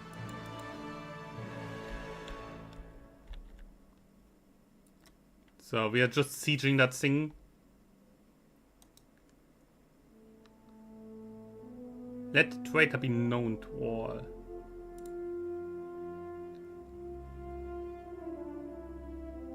Investment in the future, nice.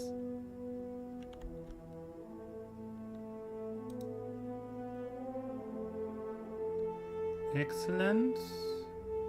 Focus on goals. Ah.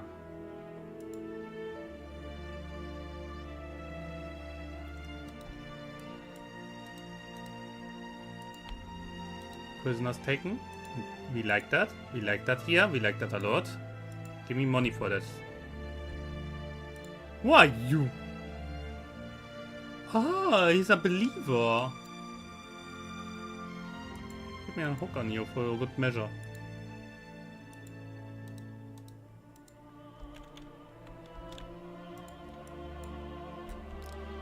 Where are they going? There.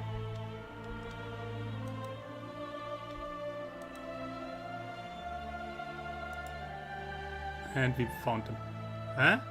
A storm passes. What? The Southern Dragon? Oh.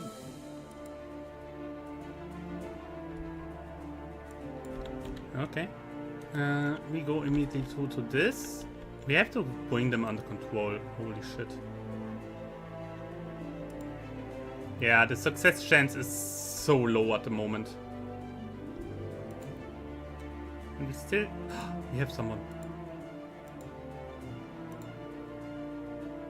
Can we convince her with maybe a hefty bribe and some of this?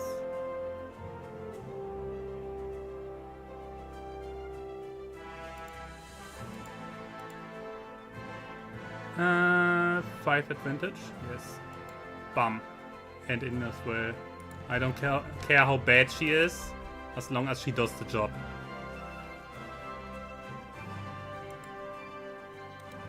Wow, the rebellion came up and it is immediately defeated.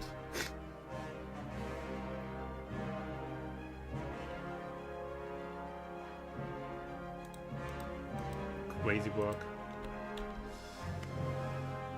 My Taskmaster, no! Base success chance, we take that. Wait. Ooh.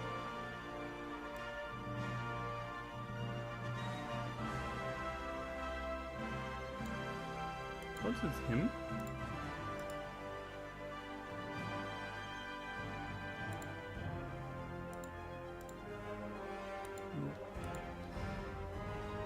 I can run some prisoners again. That's very good. So be it. Spend all. Got it.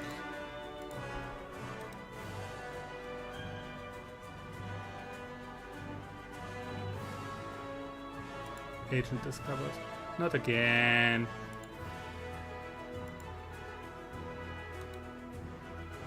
Not again. What Spy Master even? He's an adventurer. Why does he have a Spy Master? Why does he have a new son? Old man, what did he do? He married again? I thought that it's turned off. I thought that you cannot marry.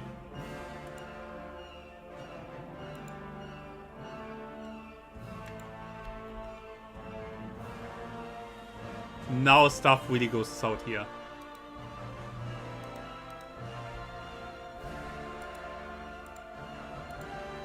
I don't care. You want some? You get some. Eomir needs to die. Now it's personal.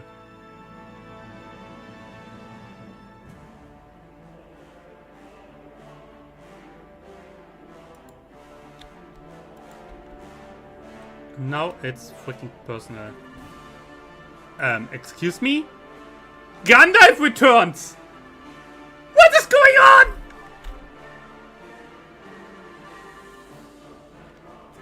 Wait. Did they just... Gandalf the Grey, now self-proclaimed the White.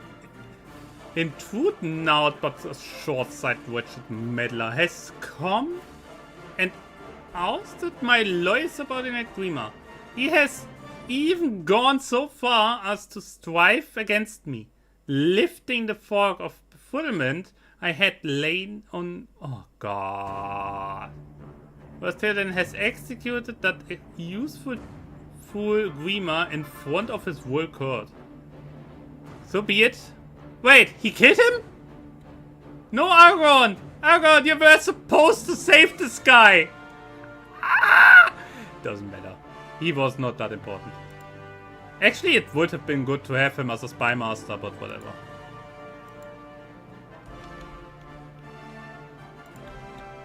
Then war it is. Then war it fucking is. He will not be able to beat me in open field. Not with this here. Even less in the mountains, where his cavalry gets weaker here in the hills. If I fight here in the hills, here in the mountains, or even here in the wetlands, we have the advantage. Because I don't think this Rohirrim are that strong. Yeah, minus in the wetlands, minus in the mountains. And no bonus whatsoever in the hills. That's exactly what we need. We can only fight them here or right in front of the Hornburg. And so it begins. The war for Rohan. Whatever my initial thoughts, it has become apparent the only way to bring the Riddermark under my yoke is through force of arms. No longer shall I create design in the shadow, but crush my enemies on the field. You start a war against Theoden. Here we go.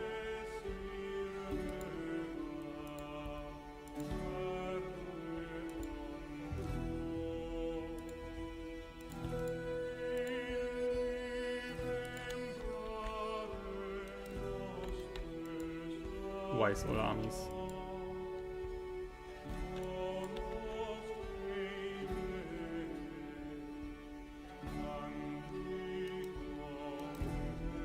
In we go.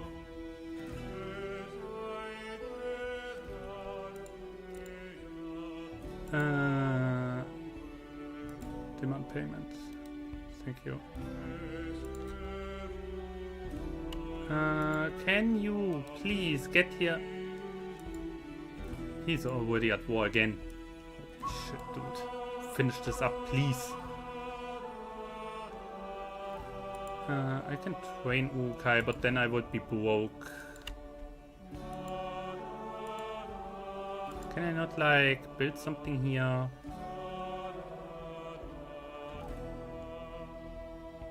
I can build this.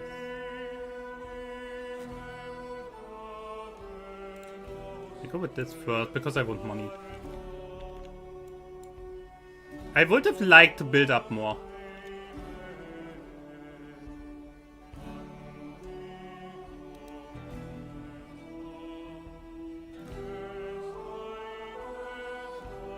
Oh god.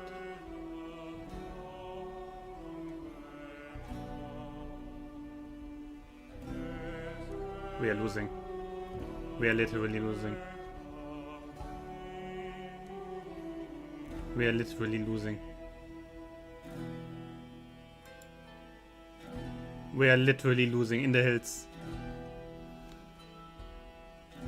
They only have really horsemen!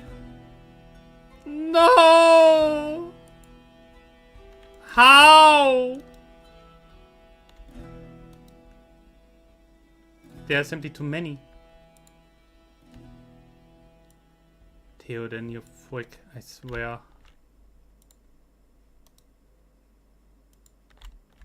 How?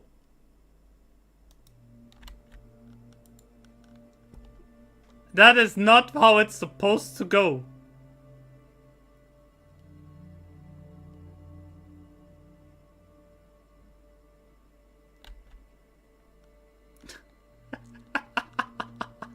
Oh no, this is not good. That is not good. Not good at all.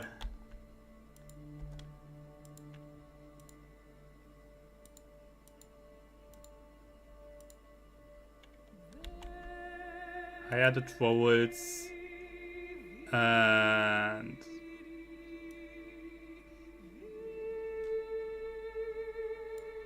what's with you guys? You're fucking strong, right?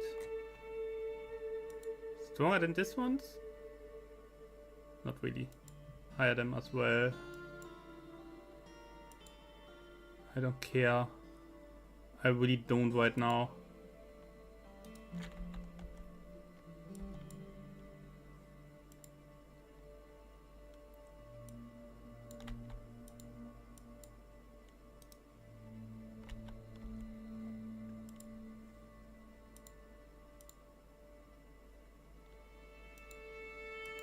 This is so not good.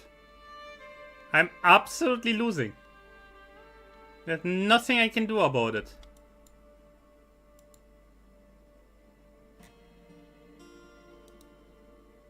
There's absolutely nothing I can do about it apart from running into my own doom. So we end the stream with a loss. How bad is that?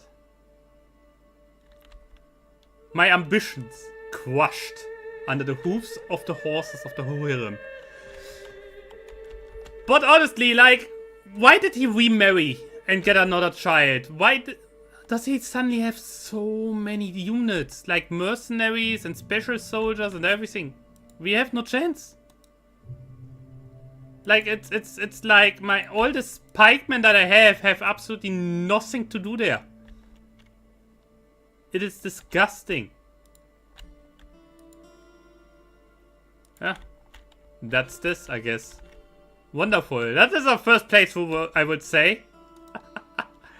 We have absolutely no chance. We lose this. What do they take? Everything. No, it's just defending. If I lose, he keeps all his titles. I spent a lot in reparations.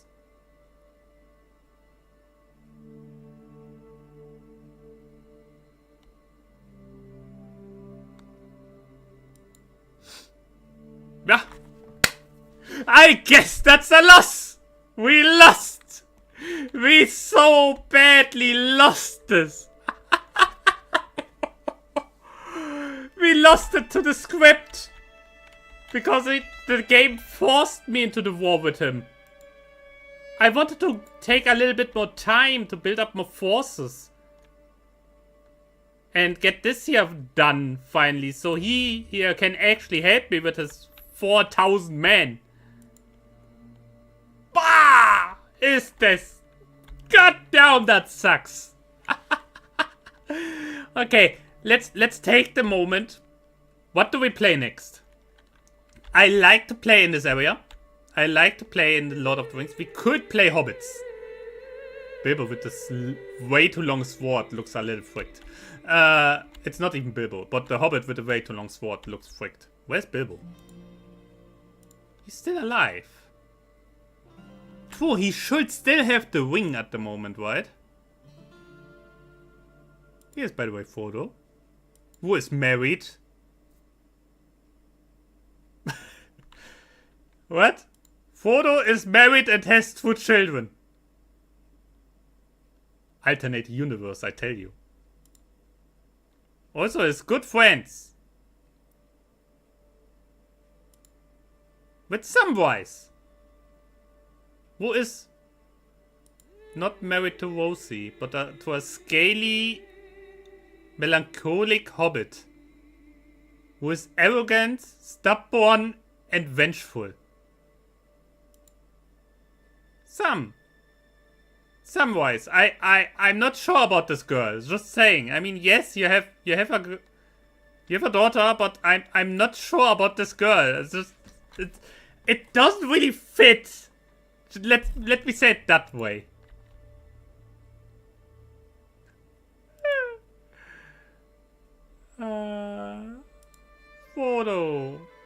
Frodo, what are you doing, boy? Ah, Gandalf. Where is he even? What is he doing down there? Isn't he in Wuhan? Like, he literally caused the war down here, and now he's over here on an adventure. What in the world? So, here we have Merry. He's not friends with Pippin? With Peregrine.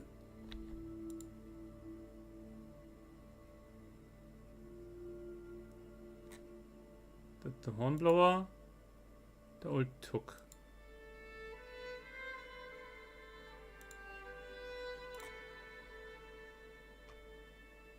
Where is... I know Pippin is a lot younger than the others, but come on, he's not that young.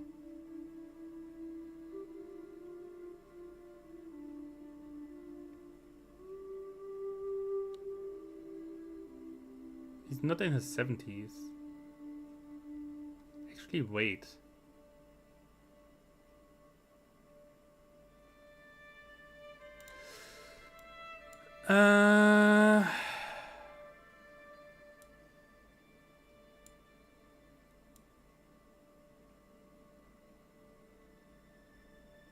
Am I blind? I could very well be blind, so I don't... There's Merry.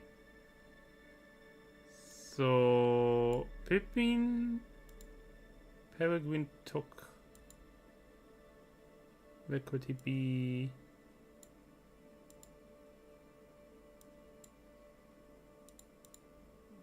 There is Bilbo.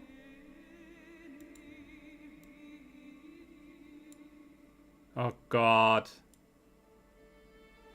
Wait, I know I missed him a few times already when I was looking for him.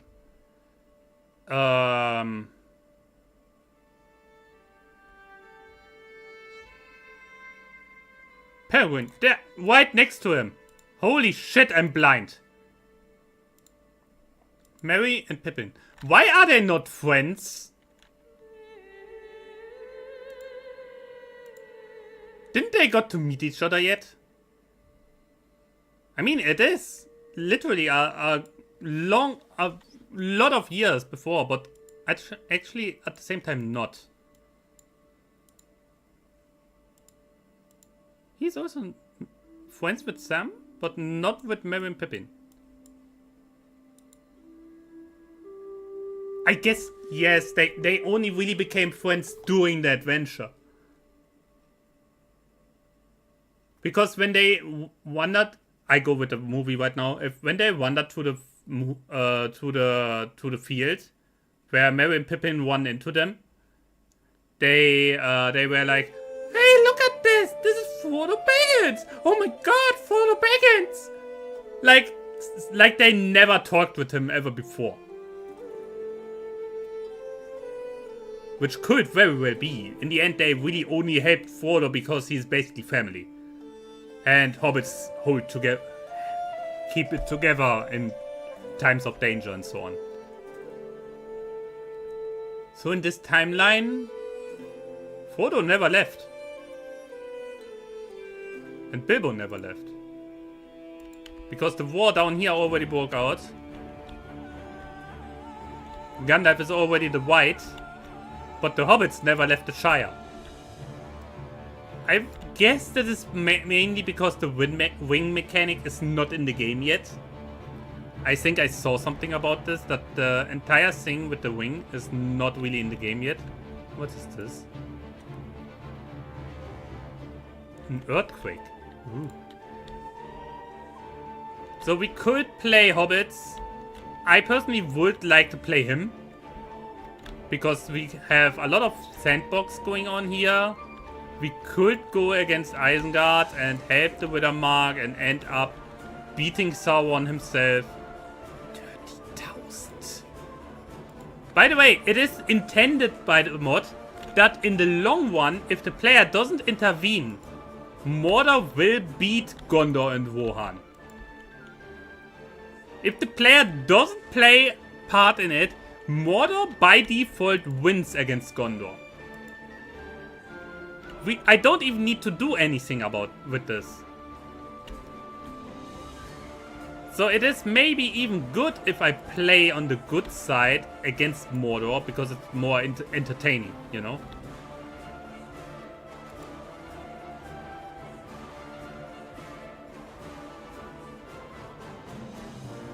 So we could go with Duneland. We could potentially also work up here with these guys, because they can rebuild, I think, Rovanian. We could also go with these guys. They are also basically worse Rohan, yeah? Weaker Rohan, same with these guys. But that's boring. And also very hard, because this guy here exists and he is an absolute menace. Or we could play like something a little bit more, I don't know. We could try to re-establish Moria. That is very hard actually. Because the dwarves fight also a more or less losing war against the orcs. But we could do this as well. Going in here with Balin and try to re-establish this thing. Could be something. Either way, I would leave it here because we don't win this. We get absolutely demolished by Rohan. And even if we build up again, he will only become stronger. Sad ending. But it's canonically not completely out of the norm, because Saruman loses. We should have known. You cannot change the world. Not like this.